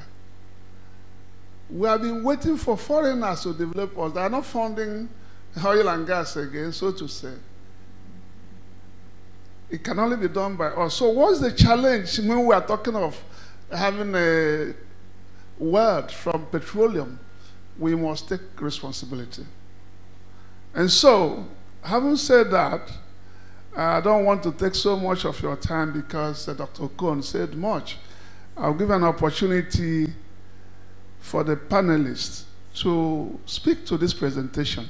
And part of what I want to see would be, what framework do we need to put in place to make this thing work? We've been having frameworks, PIA, whatever, PIB. What do we need to do going forward? I'm glad that Professor Kodudu is here. My elementary sociology lecture said that sociology is a study of man and society. Where did we miss it? I will come to you. And I want to see also, do we really have a future looking at the global perspective and concerns on issues involving petroleum assets with all that we have lost? Do we have a future? Then what is the way forward? So I'm glad that today I have powerful members to be part of this discussion. There couldn't have been better panelists. Professor Yinka O. Omorogbe, who the CEO and founder of Enthink Power Limited. I think she's a son. You have been doing so many frameworks, and we are saying perhaps it has not worked. What do we have that is new? And so we want to listen to you. I'll call you when your time comes. Part of what I want you to look at, in addition to speaking to the presentation, what frameworks do we need to put in place to get this wealth? We'll also be looking at one of our panel, Dr. Kelechi Ofebu, who is Executive Commissioner, Nigerian Upstream Petroleum Regulatory Commission. I will also want you to look at where do we really have a future looking at the global perspective and concerns on issues involving petroleum assets. I think I've called Prosecutor. You will be part of us, and you'll be looking at where did we miss it. You have studied society and man, and I don't know where we missed it. Then finally, not the least, Engineer Joseph Makwe, partner Zera Advisory and Consulting. In addition to speaking to the presentation, what is the way forward if we must utilize petroleum wealth for sustainable national development? So I don't want I give you 5 minutes. Please, I will grab you if you pass 5 minutes. So can you give us an idea? Where did we miss it? You're welcome. Well, thank you very much, Chairman, and distinguished ladies and gentlemen. I listened to Dr. Timothy Okon very carefully, and I noticed he was very measured in his presentation, almost to the point of being sober in making his presentation, for the simple reason that, from what he also has said, that what he's saying is not a new thinking, but how to walk the talk. I recall at the beginning, the MC made the point that we are going to learn something. Well, maybe for the new generation of Nigerians, for those of us as far back as the 80s, when we entered the university as undergraduate students, there is hardly anything that has been said here that we've not heard. And that brings me to how did we miss it? Just this morning, I was going through, some website, and I saw a citation which was very catchy, and which is the story of Nigeria. And that citation was, after all is said and done, more is said than done. I think that's the story of Nigeria. After all is said and done, much more is said than done. If you look at our research institutes, universities, they'll be turning out tons of papers, tons of policies. Some of us even had the opportunity of working on some, Vision 2010, if you recall. I think that we have a fundamental problem as a nation of following up. It's partly a leadership problem, and it's also a problem of a leadership that breaks clean from the historical point where they started from to start a new agenda altogether. Look at what we've had in this country. Whoever remembers when last we had a national development plan? Since 1999, for as many governments that come in, they pronounce a new agenda. 6-point agenda, 5-point agenda. Lately, we are talking of renewed hope. And you look at what are the active ingredients of the renewed hope. You can't find anything. What you find are people just running around all kinds of economic policies, in respect to taxes, wooing foreign investors, and all that. I mean, which country in the world goes ahead the kind of junketing we do in this country? Even at the risk of telling the entire economic history of Nigeria, because we don't have the time. The problem we have in this country is that we have, as a nation, not cultivated a leadership recruitment process where there is commitment and continuity. And that is why our country is a graveyard of development intentions. Look at much of what we have been planning over the years. None has materialized, simply because there is no follow-up. I listened intensively when, intently really, when Dr. Okon was talking of the PIA. The contradictions of that act are already obvious with us, with the host community fund. Incidentally, I was reviewing the document for the NDDC recently for presentation at the National Assembly. There is already a consideration to go and review that act. An act that has hardly even been implemented there is already a consideration to review it. It just speaks volume to the thinking process that goes into policy formulation in this country. So, back to the issue of sustainability. It's been, a long word in the literature of development. Incidentally, I'm a development sociologist.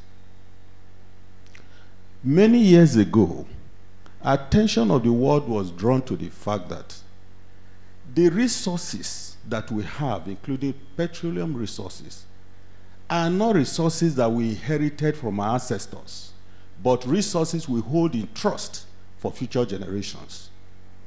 What does that mean? We have to use and apply conservation-based strategies for the purpose of utilizing our environmental resources, including petroleum, while sparing a thought for future generations. But the way we have gone around it, we finish everything. And that's why the chairman here is saying, we've lost the opportunity of our fossil endowment. The world is moving on to renewable energy, all kinds of energy mix. And here we are. We are not even able to grapple with the consequences of what we have done with our petroleum resources. He mentioned the Bonny River, which is heavily polluted. So where did we get it wrong? We got it wrong right from the point when hydrocarbon became a mainstay of our economy, and there were no enabling and enforceable laws until the promulgation of the FEPA decree. There are no environmental, laws. And that was why the IOCs were doing exactly whatever they wanted to do. By the year 2010, there was a policy of gas flare out. We missed that opportunity.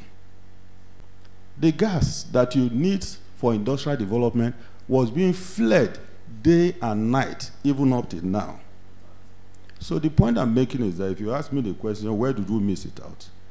I'm saying that we missed it out at the point where we did not learn the lessons of other societies that are endowed with the kind of resources that we have.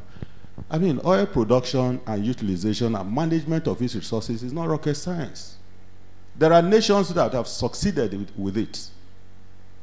So that essentially Nigeria could have taken the latecomers advantage in terms of the management of our oil resources. But we didn't.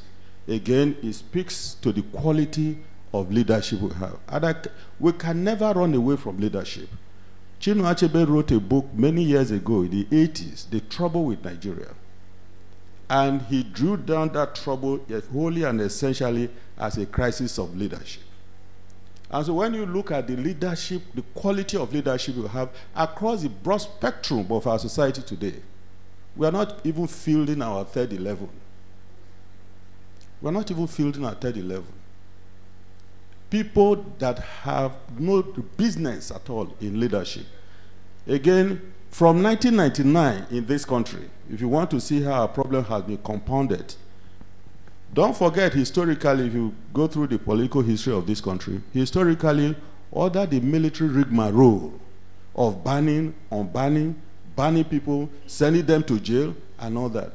By the time the late General Sani Abacha died, and Abdul Salam Abubakar started that quick, process of democratization, the space was left empty for people who have nothing to lose. Because those who wanted to participate in politics have been so disillusioned.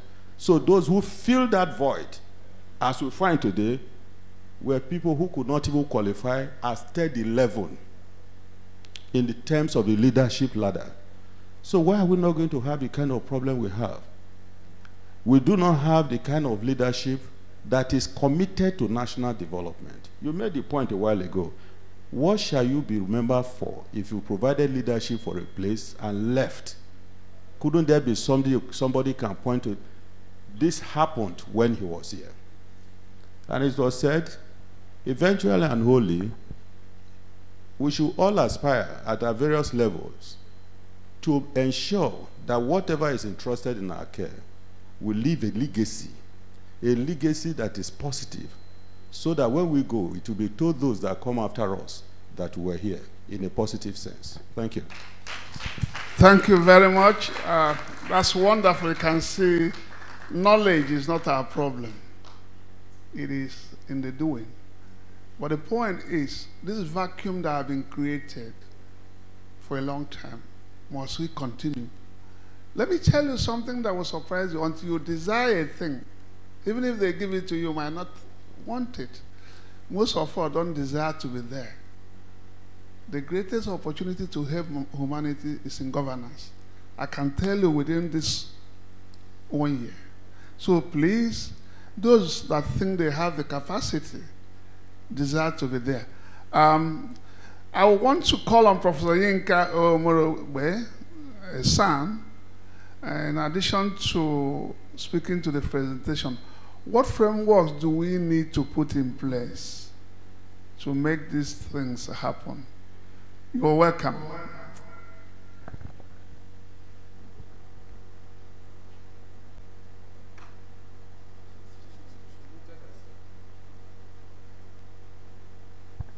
Please, we are not hearing you.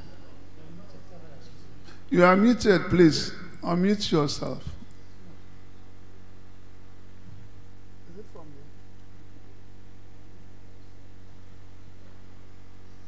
Prof, we are not hearing you.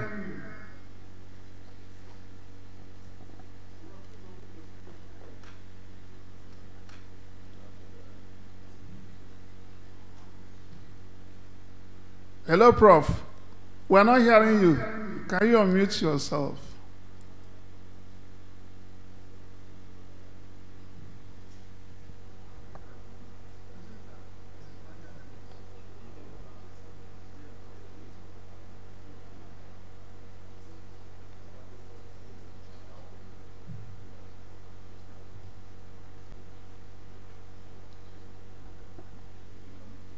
Okay, let's move to somebody else.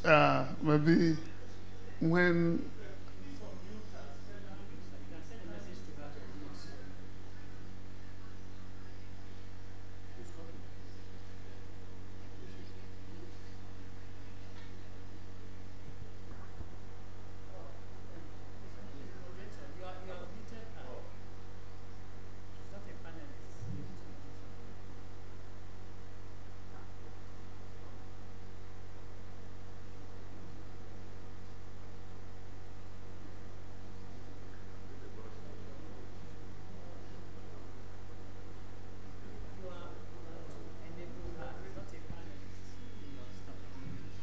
Hello.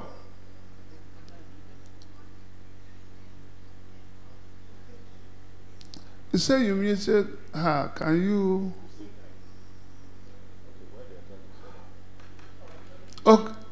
Okay, can we get to? Yes. Let's listen to Dr. Kelechi Ofebu.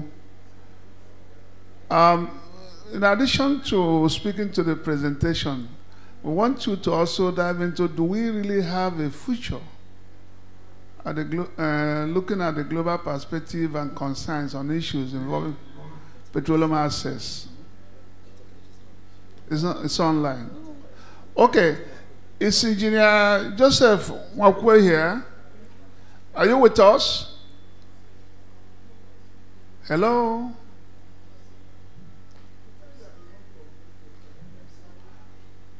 Engineer Joseph Mwakwe, are you hearing us, please?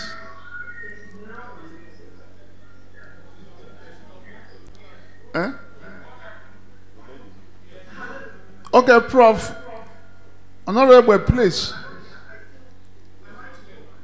Okay, like I said, in addition to what you have to speak to the presentation, we also want you to give us a feel on what framework do we need to put in place if we must realize having wealth from petroleum resources and sustainability. Okay. Thank you very much. Thank you so much for inviting me. I wish I could have come in, but from Benin it's very impractical to come. So I trust that you can all hear me now, that I have been unmuted by the moderator. I listened to Professor Code very keenly, and I mean, he started with how did we get to this position, how can we improve lots of this. And he told one story which I think was instructive, and everybody has talked about leadership. He talked about taking a fishing proposal to a leader who basically looked at it and brushed it to one side because that person had either no clue, but definitely might have had a clue but was not interested. And so I think that the leadership deficit is the biggest problem that we have. We have to approach it from there. But I'd say that when we're talking about what framework do we need to put in place, Nigeria's problem isn't really about frameworks. We do have a deficiency there, but our problem is really about implementation. The deficiency we have is no real policy directive. And for some reason, every new leader or minister believing that they can come in and upturn whatever has in place. So like I think a professor before me said, what are we talking about development plans? We don't have when was the last time we talked about the development plan? But when we do have them, we have Vision 2020, we have nice slogans. But what are we really doing with these things? So we don't have a good policy directive. We have the law. The law is a work. So for example, we have the Petroleum Industry Act. But what have we seen? We have seen that it has largely remained unimplemented and that the industry is moving on basically in the same direction. And unfortunately, that's what one sees every time one looks at Nigeria. So when you work, as I do, with development indicators and closely the SDGs, I did a lot of research. That's a major area of research of mine. It's terrible because you see that the development indicators for Nigeria are worsening and worsening and worsening.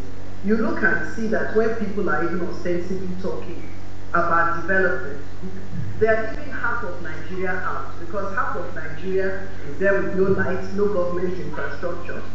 Dr. Cole talked about his area, his entire local government basically having no infrastructure.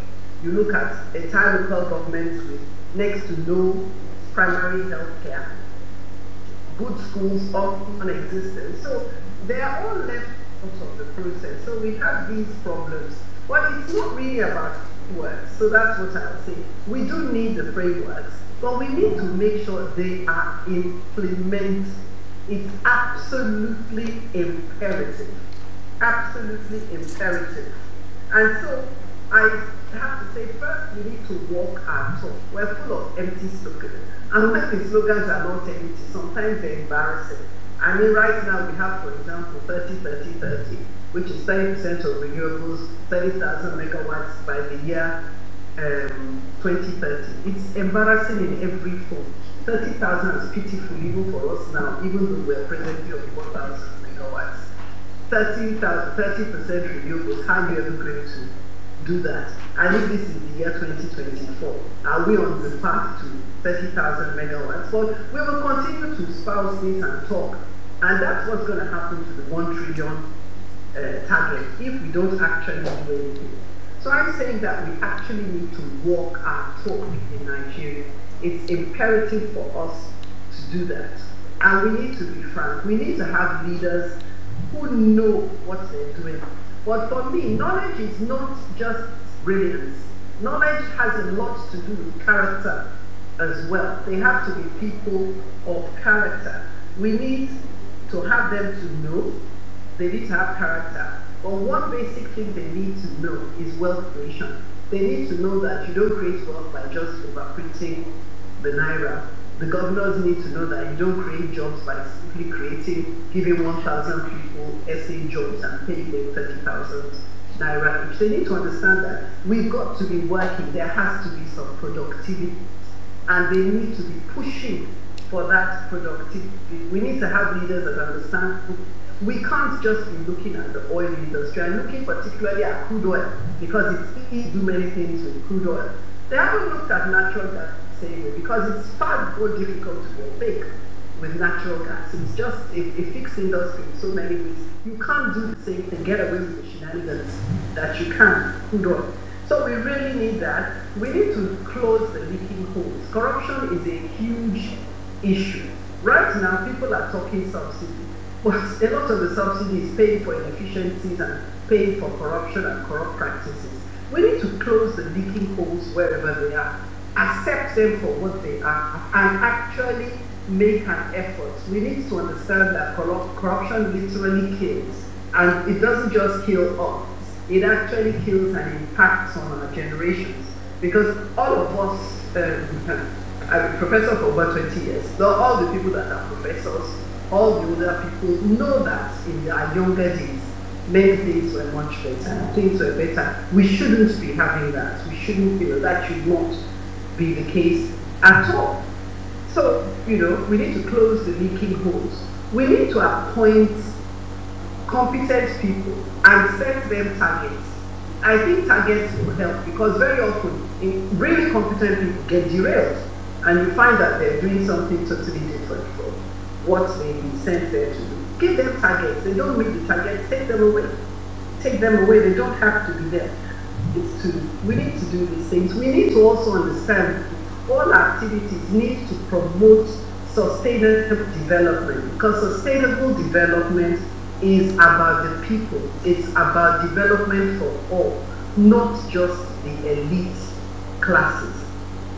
These are things we need to talk about. And then one thing that hasn't come out here, but which is vital, is that you need to deal with security because it underpins all things. It underpins all things. It's very, very important. You can't have development if people are afraid to go out or if people are very reluctant to go around. I mean, one reason I'm not there is because I can't get on the road to go from Benin to Port Harcourt. So it's a flight to Lagos, then a flight to Port Harcourt. That should not be. People are not farming. There's no food. And so there's a looming famine already that is occurring in Nigeria with the high prices. Security is very fundamental. It's absolutely so. Once you don't deal with that, you can forget about development in all its ramifications. In the same way, Nigerians have to also realize that we've got to face climate change square. The oil people don't like to talk climate. They think you're talking renewables. But you're not. You're talking about many things. The insecurity in Nigeria is driven to a great extent by climate change. The famine is driven by climate change. People don't like to live in areas that they've been brought up and families have been. But they will move when there is no water. They will move when there is increasing desertification. They will move if their main source of water, which has gone down to 10% of its level. So to understand that, they move to the places where there's a lot of water, and that water is in the south. That's what we have. So we need to actually consider a lot of all these different things practically. All these are at the bottom of this creating a 1 trillion economy. I mean, the truth is when I hear that phrase, it goes into one ear and clears out the other. Because I know people are talking. Growing Nigeria is hard work. Growing any country is hard work. But we have to approach it very, very realistically. And one thing we really need to do is get out of the platitudes and the empty phrases and really walk our talk. And I think I will stop here. Let's clap for her. Thank you very much. You just made serious points. But the food for thought is we need the right leaders. Who are the leaders? You and I. But we are not going to go. And the question sometimes, when they tell us to go there, we go and mess up the system. You know, they always make mockery of the professors. You people are now signing results. So the point is, who are the leaders? How do we get in there? There's a vacuum that has been occupied by blind people, unfortunately. Blind man leading somebody who can see. And if we are not careful, you sink with him or her. So these are things we need to think clearly. And you also alluded to that we need innovation. Try to see the best way to manage this process. We'll get to our last panelist, Engineer Joseph Makwe. You will also have us to have an answer, or do we really have a hope, given the global perspective and concerns? And what do we need to do to go forward? Because Again, if we are here today, we've brought all the problems. The question is, what is the way forward? So we're glad to listen to you. I'll give you 5 minutes.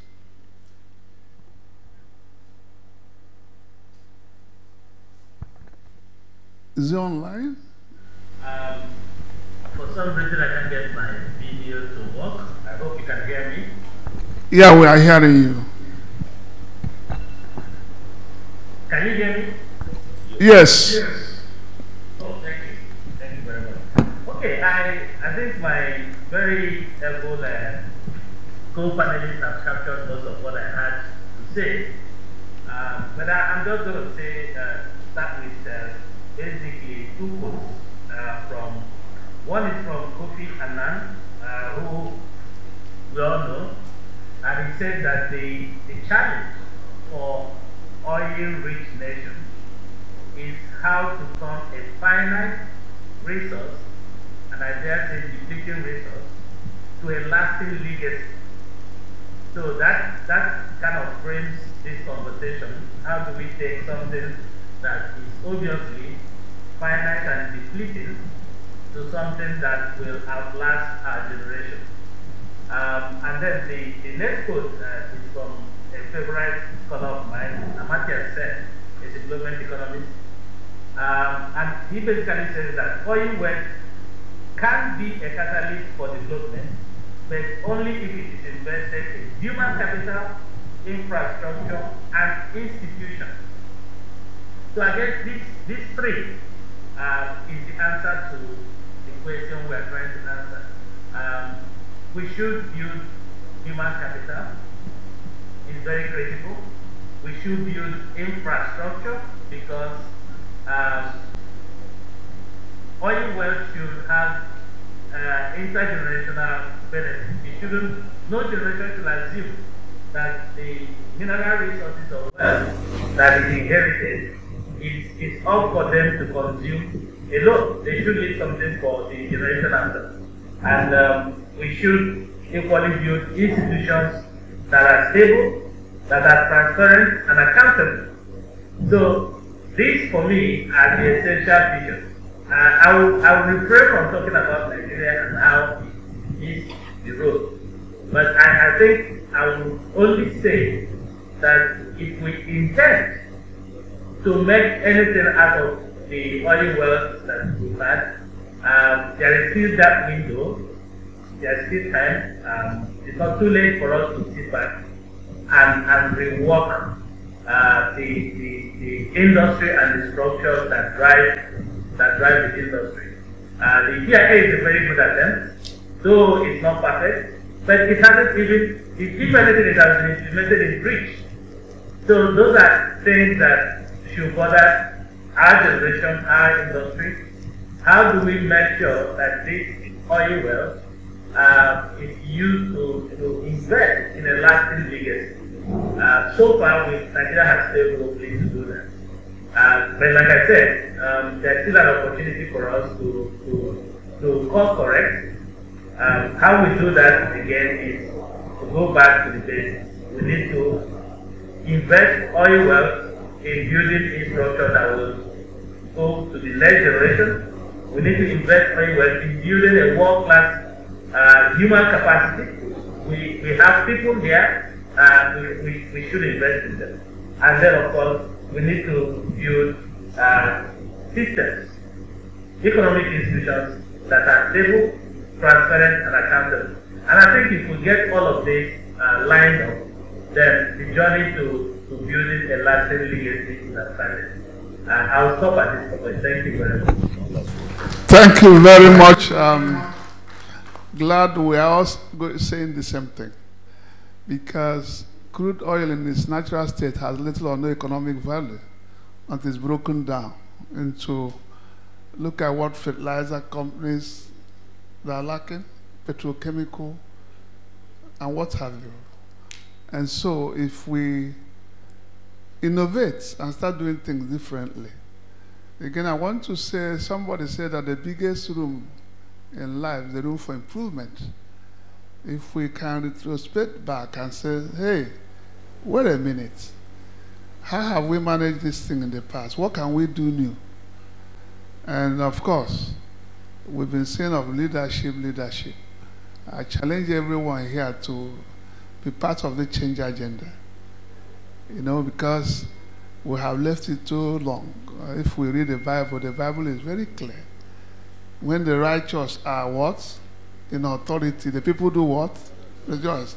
But when the unrighteous, so we are suffering our inability to take the responsibility. You know, when I was appointed to get to the government, I told us I don't want to. In fact, Professor Adinka came to say you don't want to go. Say, no, I can't fit in. That has been our attitude. And how can you make that change if that is the way you think? But recently I have found out that the greatest opportunity I have now, instead of serving God, is to serve humanity. By your little effort, you can make a difference. And so please, ladies and gentlemen, I will give a few minutes for comments or questions, but you just restrict it to 1 minute. It's not there. So, Prof, we'll give you time, but we restrict it to maximum of 2 minutes. No. Okay, I will abide by that. I really appreciate all the discussions, and everybody has been saying the same thing here today. Very good discussions, all of you. And even the people virtually have actually alluded to what you have been saying. One, leadership. But again, there is something in addition to leadership that I want to add to. And I'm very happy that you are now an insider with regards to the discovery or the attempt to have partnership in oil and gas exploration.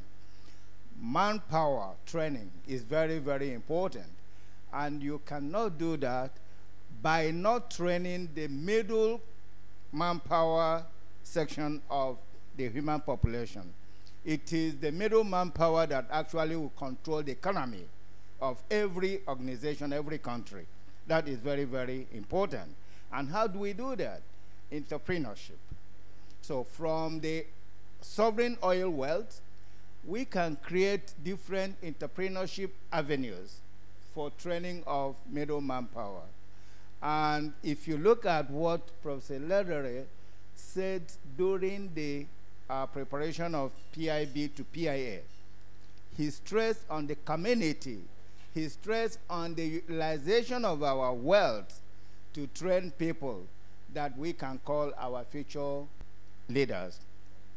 But eventually, I was involved in the community aspect of it with regards to my experience at Alaska, because we wanted to follow the Alaskan model where the indigents reap the fruits of the oil wealth. And I was to take some of these leaders, the legislators to Alaska, and everything couldn't work because you are talking to people that don't understand. People that don't understand their role in the committee of upstream, committee of middle stream, and committee of downstream. That's a leadership problem that we have. So for us to use our wealth, we have to make sure that we get people that understand the language of wealth creation. And the interrelationship between the government, between the industry, and between the academia. Without it, we can't go anywhere, because the research results will be utilized in the development of the economy. This is very, very important everywhere. Look at Silicon Valley in the United States. Look at everywhere. The research results, if not utilized, will be lying somewhere along the line. In 1994, somebody said about 30 years experience being wasted. I was invited to talk on diversification through oil and gas monopoly.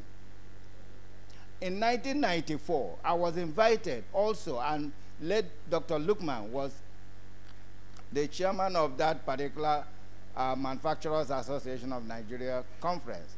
And he said, can you give us a blueprint of what you say? I said, my blueprint is my presentation. I enumerated diversification avenues for oil utilization and gas utilization, but where are they today? So it is a problem. We can stay here and talk all we want to talk about, but then implementation becomes a problem. Thank you very much. Thank you very much. I think something that everyone has said, these policies are there. The Local Content Act, passed 2020, 70% of the quantum of what happens in the oil and gas should be localized. Again, even those people, if you bring them to even train them, are they ready to be trained? So there are issues. I just want to thank University of Port Harcourt and centers like this. Except for this kind of gathering, will I be here? They will only call professors and students. Would Emeka be here? We have been working as silos. We don't understand. You must understand the other person. I was happy when Professor Lazarus told me, come at least as government agent. Before we have a workshop like this, only professors and students. He's not here. I'm not here. How do you pass your message? If you don't understand the industry and the people you are dealing with, you can't make progress. I can tell you that. The greatest power for change is knowledge. We were able to say, let's have oil and gas and have your stay with Peter. Because I can call Emeka, I can call Dr. Okon. They understand me. They want to deal with people they know. But we're not there. So again, we need to make ourselves available. Thank you. Just a few questions before, because of our time. Let me see your hands if you have a question. One, thank God we wanted to close. Two, we need a lady so that we don't go back and say we are suppressing you. Okay. Okay. Two, quickly, just go straight to the point.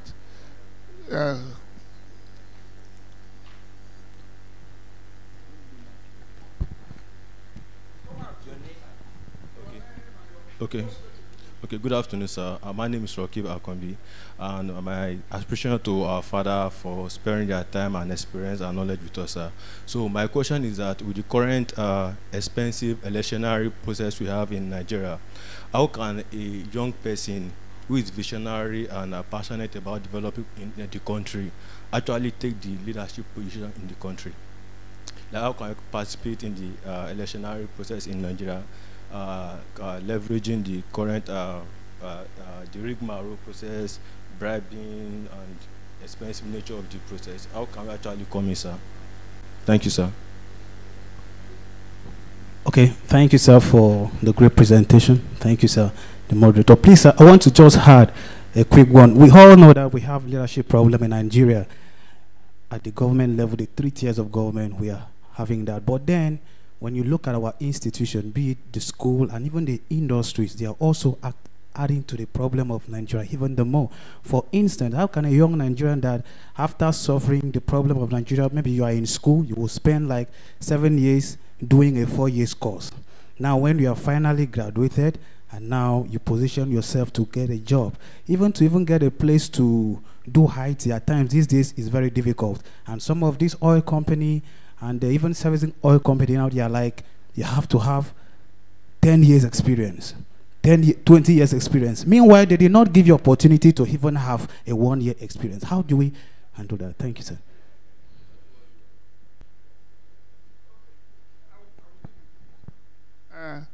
I will get Prof will help us. Of course, I'm in government today.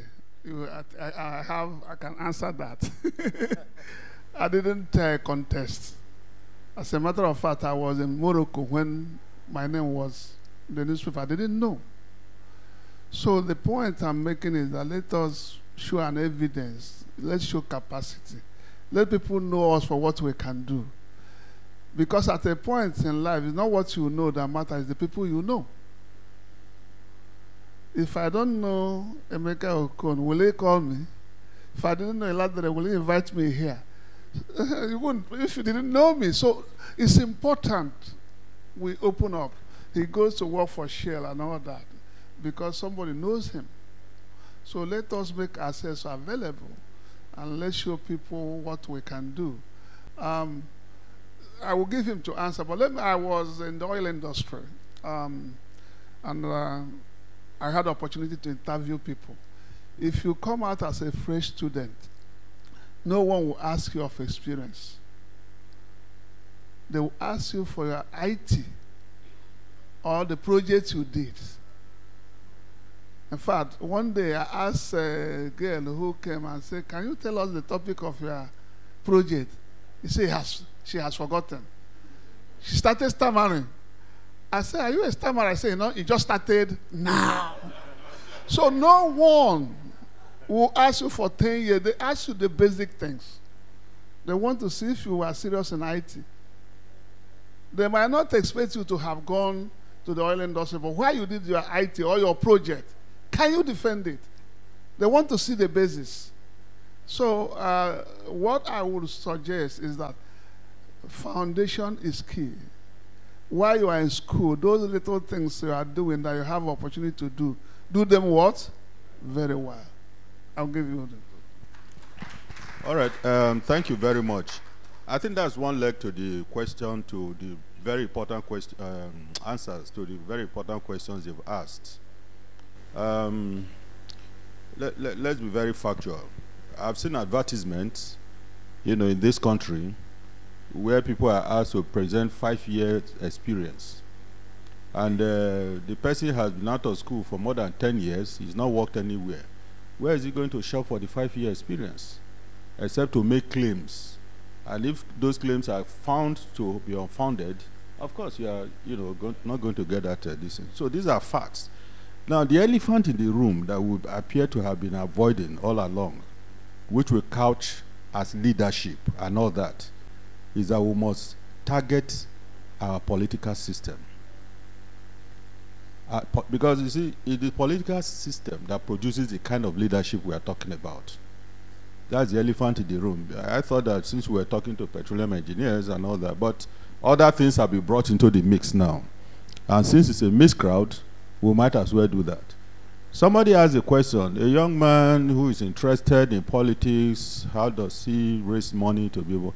You don't need to participate at the highest level of, you don't even need to go for an election, by the way.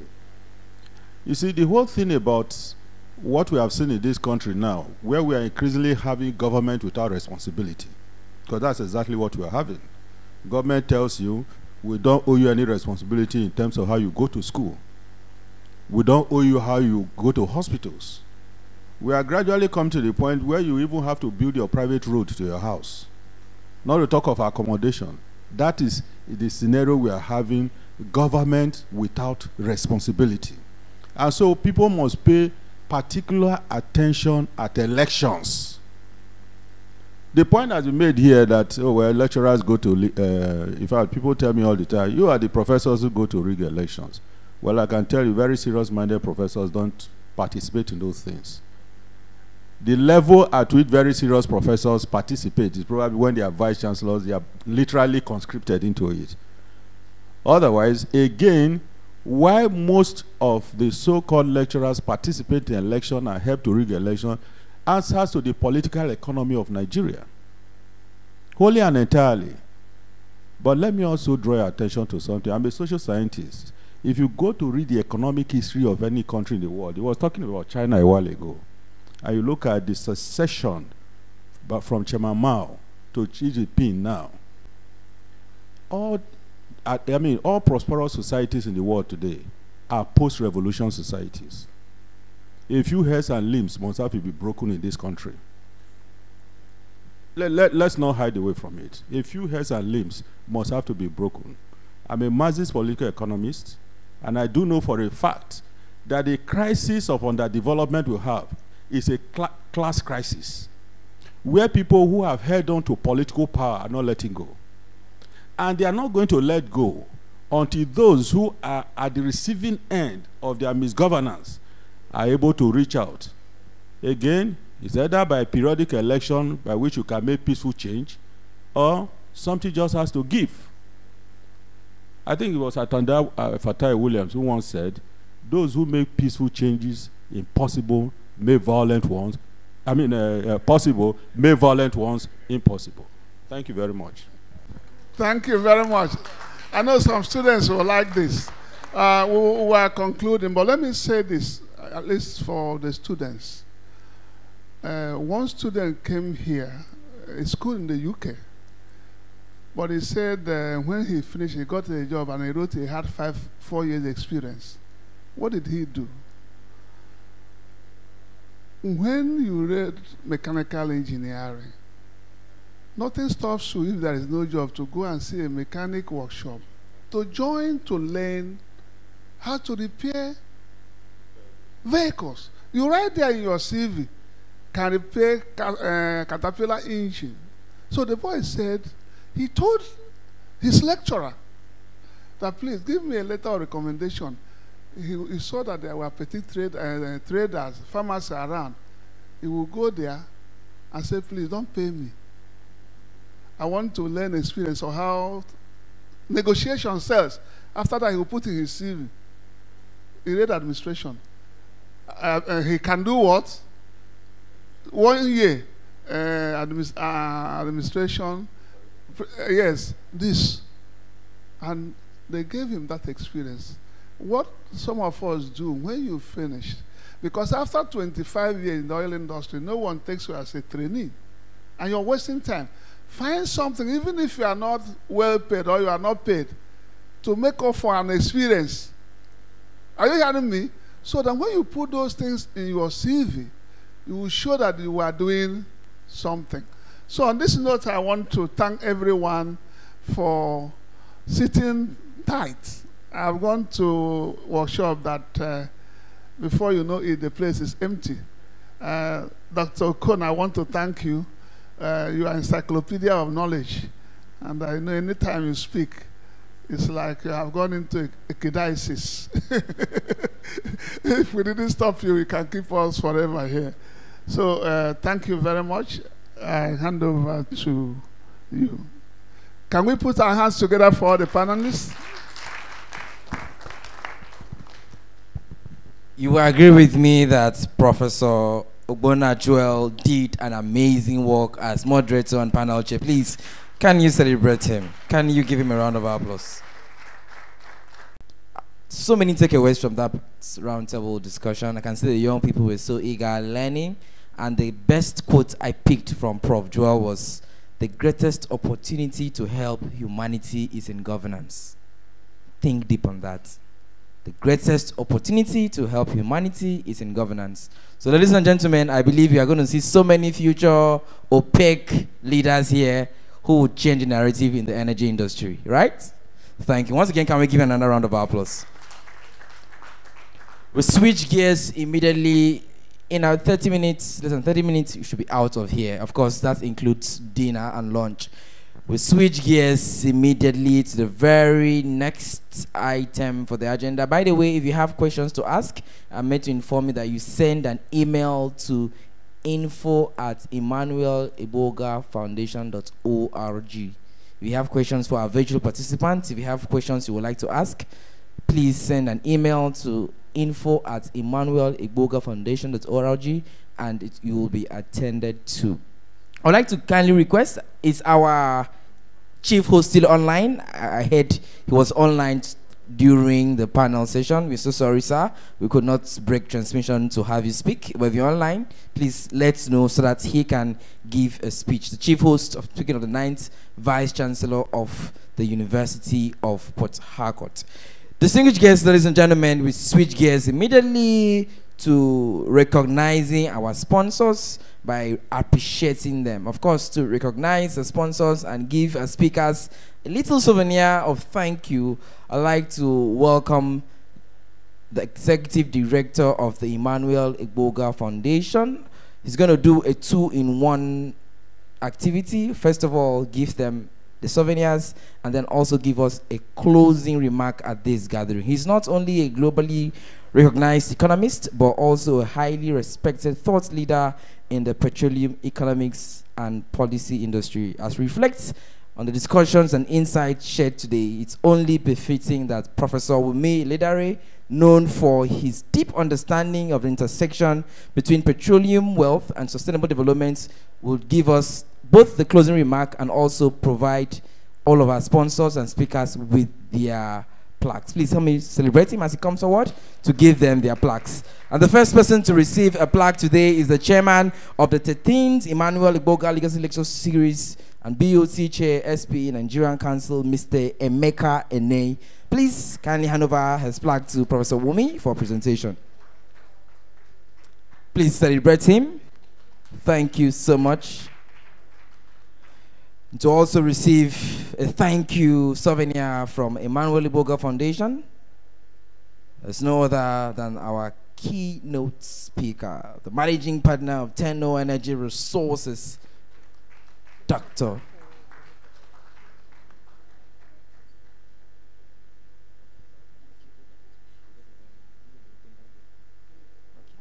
Okay, thank you. Dr. Timothy Okon, thank you so much.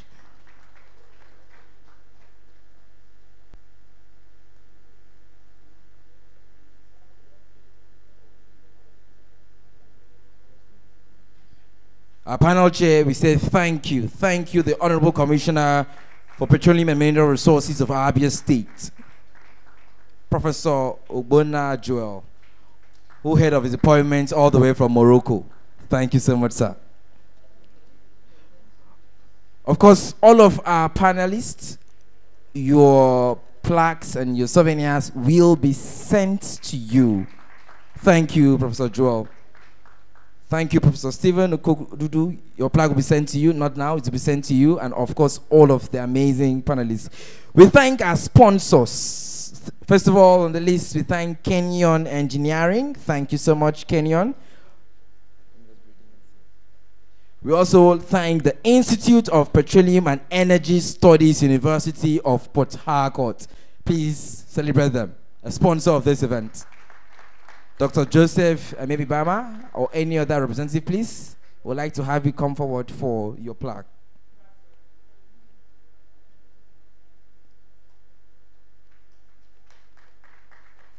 Thank you. The class rep, okay.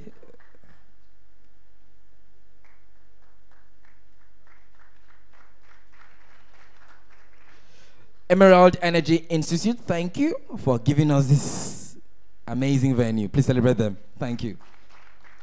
Year in, year out, they keep allowing us to host our lecture series here. We are grateful. We are grateful to Tenno Energy Resources Limited, our landlord in Abuja. Ladies and gentlemen, celebrate them. We are also grateful to Oil Data Energy and Zenergy Oilfield Services Limited, the chairman for the 13th lecture series. Petronet Africa Energy Resources Development Associates Limited would like to welcome a rep to kindly come and receive this plaque for Petronet Africa. Please celebrate Petronet, please.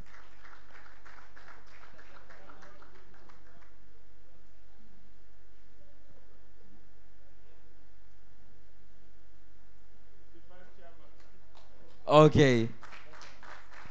Thank you. We are grateful to Genco Energy Services Limited. We would like to welcome a representative to kindly come and get the plaque. Ladies and gentlemen, the closing remark from Professor Wumi Ledare.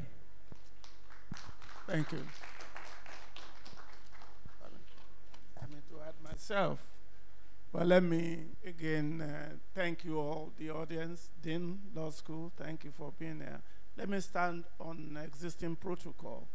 Well, let me sincerely appreciate the chairman. He actually flew in from Abuja this morning to be here. I want to thank you very much.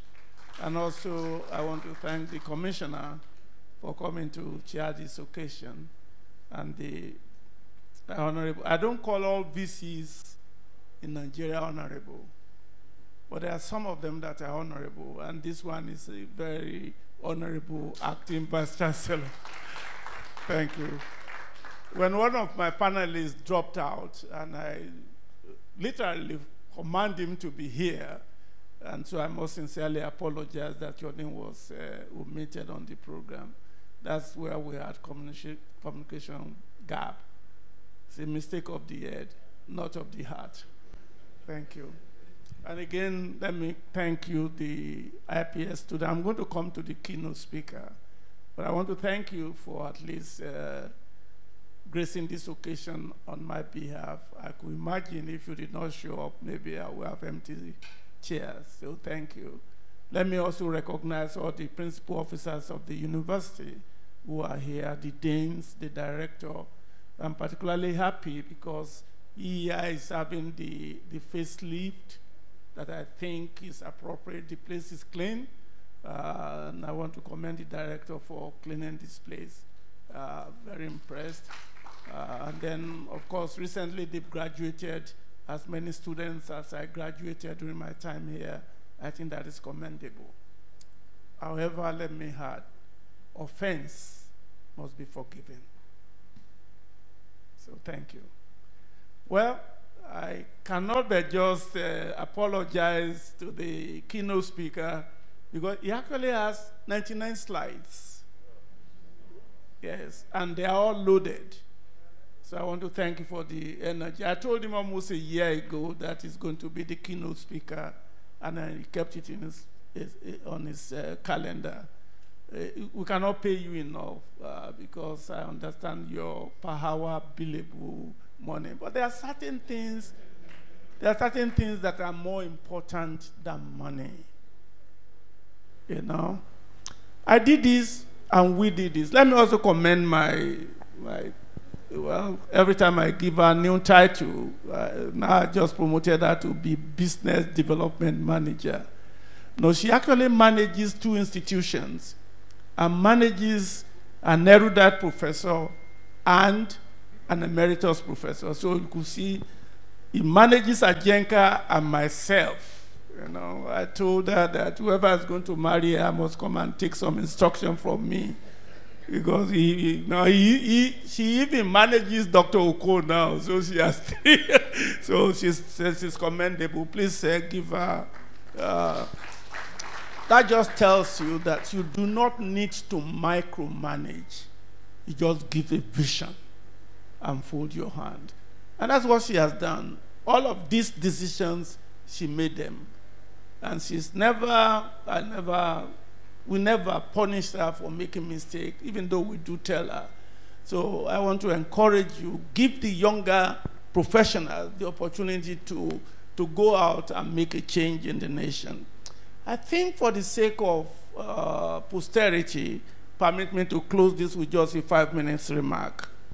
Because I will not be doing myself a favor if I do not make this remark, just for posterity, that at least the executive director said something. I'm not sure the family are still online. Dr. Emeka EGBOGAH and Mrs. Jirota EGBOGAH. They've supported this idea of pushing the philosophy of a man who believes that prosperity without posterity is inconsequential. Nigeria has not come to terms to understand that a nation that depends on an inexhaustible resource must understand that it has intergenerational implications. In that case, if you are going to sustain what you have today using petroleum, you cannot spend all you have for governance. And that is the essence of the theme, which I think the panelists and the keynote speaker, I already gave him an assignment, because I have a program going on now, developing people who want to be leader. I've already given him 1 week to come and deliver these 99 slides to an audience, 3 hours every evening for 1 week. Because knowledge is one thing, but understanding knowledge is a different matter. understanding is deeper than knowledge. You know, what you have in the governance of the industry are people who think they have the knowledge of the oil and gas industry, but they don't understand it. And that's where we find ourselves. I cannot really tell you how delighted I am when this man unseated me from the United States. Dr. EMMANUEL EGBOGAH dedicated his own personal money so that this institute can add value. So far, this institute has graduated close to 40 Doctor of Philosophy in petroleum engineering. And they have graduated close to 200 Master of Science. Master of Science in petroleum, energy economics, policy, and management. And this institute can boast of many of them in the oil and gas sector. The only thing one can wish is that they will give them the opportunity to really apply what they know, and Nigeria will be better. Finally, governing the oil and gas industry must not be based on sentiment. Petroleum products, if we are speaking to the situation that is on ground, petroleum products are not public good. They are not public goods. They have what we call rivalry in consumption, and they have exclusivity in consumption. That means people can be excluded from consuming petroleum product if they don't pay the price. Basically then, the pricing of public goods must be appropriate for sustainable economic and national development for all. Nigeria has followed this path, consumable freebies for eternity. Nearly every energy and physical infrastructure in place is diminished. The health systems, educational system, they have collapsed. Nigeria operates a dual system, the poor and the rich. And I don't call them wealthy. They're only rich, they are not wealthy. Majorly, they don't meet. Take sentiments out of this debate of appropriate pricing of petroleum products. Nigeria is going the path of Venezuela. Energy security, food security, economic security are in deficit to a large extent as a result of inappropriate pricing of an economic good.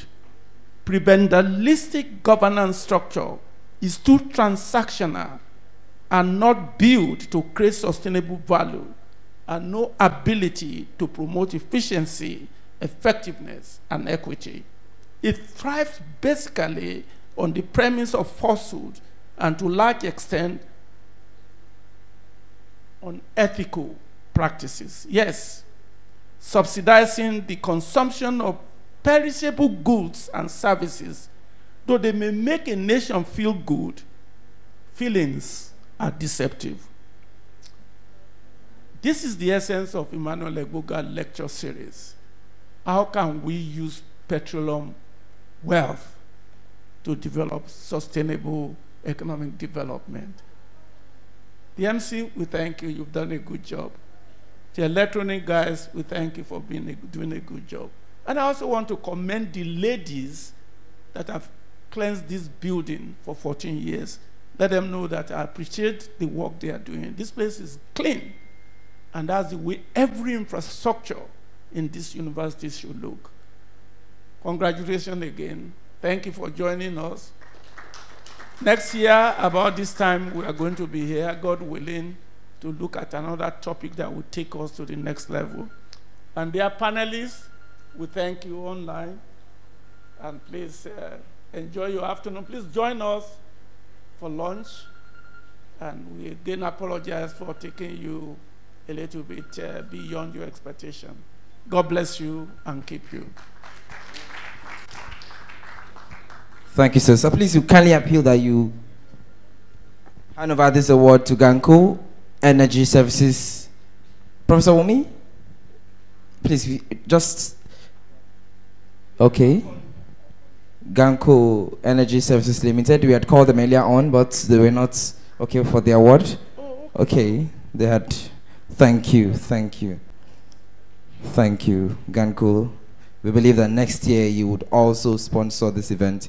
I'm meant to understand that Dr. Victor Ekpeyong of Kenyon International West Africa Company Limited is online. Thank you, Dr. Victor. Your plaque will be sent to you. Thank you, sir. Okay, so we have a red carpet outside.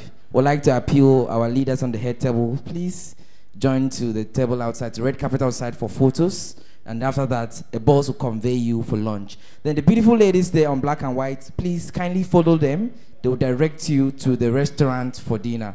Please, those ladies on black and white, kindly follow them. They will direct you to the restaurant for dinner. But for our VIPs, we'd like to have photos with you outside, sir.